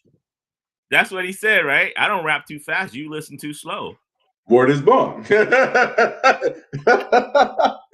Oh, man, the things you gain from this and the appreciate you gain when you stop long enough to like put down your biases and understand that the way and your lens of this thing we do is different. Like we weren't at the park jams in the 70s. You know, we weren't with Run DMC when Run DMC became Run DMC. You know, all these things, but we had our time and our moments in this, and to appreciate it coming from like if you can appreciate Eminem or Common from Chicago and Detroit, and you should be able to appreciate Outkast and MC Shy D, who was from New York and was down in Atlanta, or Scarface and the Ghetto Boys in Houston, or, you know, Casual and Opio and Pep Love and all those cats from the Bay, and of course everything from LA and everything in between. Everything, right? even Maestro up in Canada. Of course, Maestro, Fresh West, and Michie Me, the godfather and godmother of rap in Toronto and Canada, period. Right. So learning how to appreciate that, and let me not leave out, you know, everyone from Philadelphia, from Schoolie D to, you know, Will Smith down to North Carolina and Little Brother and Yak Crew Front. Did I just say Yak Crew Front for real? Wow. Hey. Wow. Somebody reported those records back in the day. All I'm saying is I was all sincere. All I'm saying is that there's an appreciation for, you know, everything. Once you learn to have that appreciation, the voices are going to be different. They're going to feel different, but the energy and the desire to be great in their realms and also make it part of a bigger thing was, you know, being a part of that is amazing. Like I said, we played a small role in that, and I appreciate my role in it. And I'm going to continue to always propagate the idea that my culture is the culture, and you know, will always be that, because it's about us being fresh and innovative. Even at my advanced age, it keeps me young. Teaching this class keeps me young. Doing this tournament, talking to my people keeps me young. The you know, the resonance we've gotten from the people who checked in this evening, it keeps me young. It keeps me driving. It keeps me, you know, feeling like we can continue to flourish in this thing. And I appreciate you all and everyone else who checked in, man. Yeah, man. Thank you, everybody, for coming through. Thank you, Will, for taking the time out of your busy schedule to do this. Thank you, Kelly. There's a million things you could have done with your time, and you're here and you're having this conversation, and I appreciate it. And you let it be on, you know, my format. That, you know what I'm saying, I'm on my channel. You know what I'm saying? You guys could easily be like, nah, man. Like, we can do it on my Twitch. We can do it on my Instagram. You know what I mean? You invited us. Appreciate it. You invited us to the party. It's your party. But, you know, but people, you know, people sometimes don't like to share, my friend. We had that conversation. The fact that, you know, you guys jumped on the fact that Fade actually spent the entire time with us listening to the conversation and came in and laughed and hung out with us. And we got to learn about what he's doing right now. Adrian coming through, you know, B Pays being in the house. Biggs, everybody, man. Biggs stopping through, Jeek stopping through. Like, this is like, it's huge. Adrian Miller, everybody, man. Yoshi, yup. Yoshi. I mean, everybody coming through and hanging out and adding on to the conversation and remembering with us. This is, you know, it's super important. And this will live on YouTube. So, you know, we can all go back. And of course, you know, Will, I'll definitely pass you on the footage, because I know you'll probably make a documentary out of this and be at Sundance next year. And I'll be like, this. You wild with it. You wild with it, B. Wow. I'll be like, but, you know, damn it. But here's the funny thing. Kelly's going to throw the party and do all the marketing. You're right. Let's do Kelly, it. Kelly will do all the marketing for it. And if Kelly be like, yeah, Jason, we had like 500 people that could get in and you're 501. So, he's such a, come on, man. Chill out. Chill I'm out. definitely, Let me take a look at your invitation really quick. right. Let me take a look at your past. Thing or what? What the Why- fuck are you doing, Jason? Right. Why does your pass have my name on your pass? Oh, like, man. Hey, man, my name's Kelly Wu too, player. Appreciate you, brothers, man. Appreciate you so much. Likewise, Thank you, guys. bro. Next week, I'll see you guys back on the channel. I'll have a different group of people. I can't be fortunate enough to have Will and Kelly every week. I think we want to probably have an offline conversation about trying to get all of us and the alumni together to like have some type of conversation and maybe figuring out continuing what me and Will were discussing, which is, shooting something with everybody and make it into something that, if nothing else, we can enjoy. And, every Sunday, 5 to 7. And then in the morning, I get my ass up and I play records for 15 minutes and then I go to work someplace. So you guys can come back to the same channel and check out the same, ignorance and or innovation. I can get on your nerves at 8:45 in the morning too. All you gotta come get some. Dude, it's been a fantastic 2 hours. I would have never expected that it would go this long or that I would learn so much about you guys and about other things in hip hop. And I hope this was beneficial to everybody, and that everybody maybe looks back and shares it with their friends on YouTube, and that in a year we can do what Will's talking about and do something commemorative, because the Wu-Tang 36 Chambers album changed a lot of lives, man. I met a girl at a restaurant called Wisteria in Atlanta, and she told me she lost her virginity to the Wu-Tang album, to which I was like, check, please. I can believe that. She's like, yo, were you listening? What song? I mean, honestly, what song were you listening to? Can it be so simple? Like, what were you listening to? It's the interlude. She's like, I saw your ass cheeks together or your asshole together. They keep feeding you and feeding you and feeding you. That's apropos dinner talk, right? What were you listening to? Right. Well, Wu-Tang Clan nothing to fuck with, and you were just, going at it? Like, was it, dum, like which, like what's when you know you're about that life, it don't matter what the soundtrack is, that whatever you're doing is an action to that soundtrack that's playing while you're doing your thing and having relations. So okay, all right, yeah, it could be Mobb Deep, it could be anything. Take these words home and think it through. Or the next rhyme I write might be about you. Word is bond. Rest in peace, P. Man. Thank you, guys. Go do your thing. I know you guys have other things to do. I appreciate you so much. I'll put this in a Dropbox, so if you guys want to, do something with the video footage or the audio, you can totally do it. This dude, G the promoter, is out of control. Out of control. Get me in the gravel pit. It's time to go. It's time to go. All right, this is going off the ledge. Street team stories at its best. Adrian, let's do this. Yo, man, you guys know where to find me, at Jason Staten on Instagram, Jason Staten on Twitch and other formats. Kelly Wu is available via Facebook. He has an Instagram. Do you care about your Instagram going out there, Will? Kelly? I don't care. Yeah, it doesn't matter. IAMKWOO.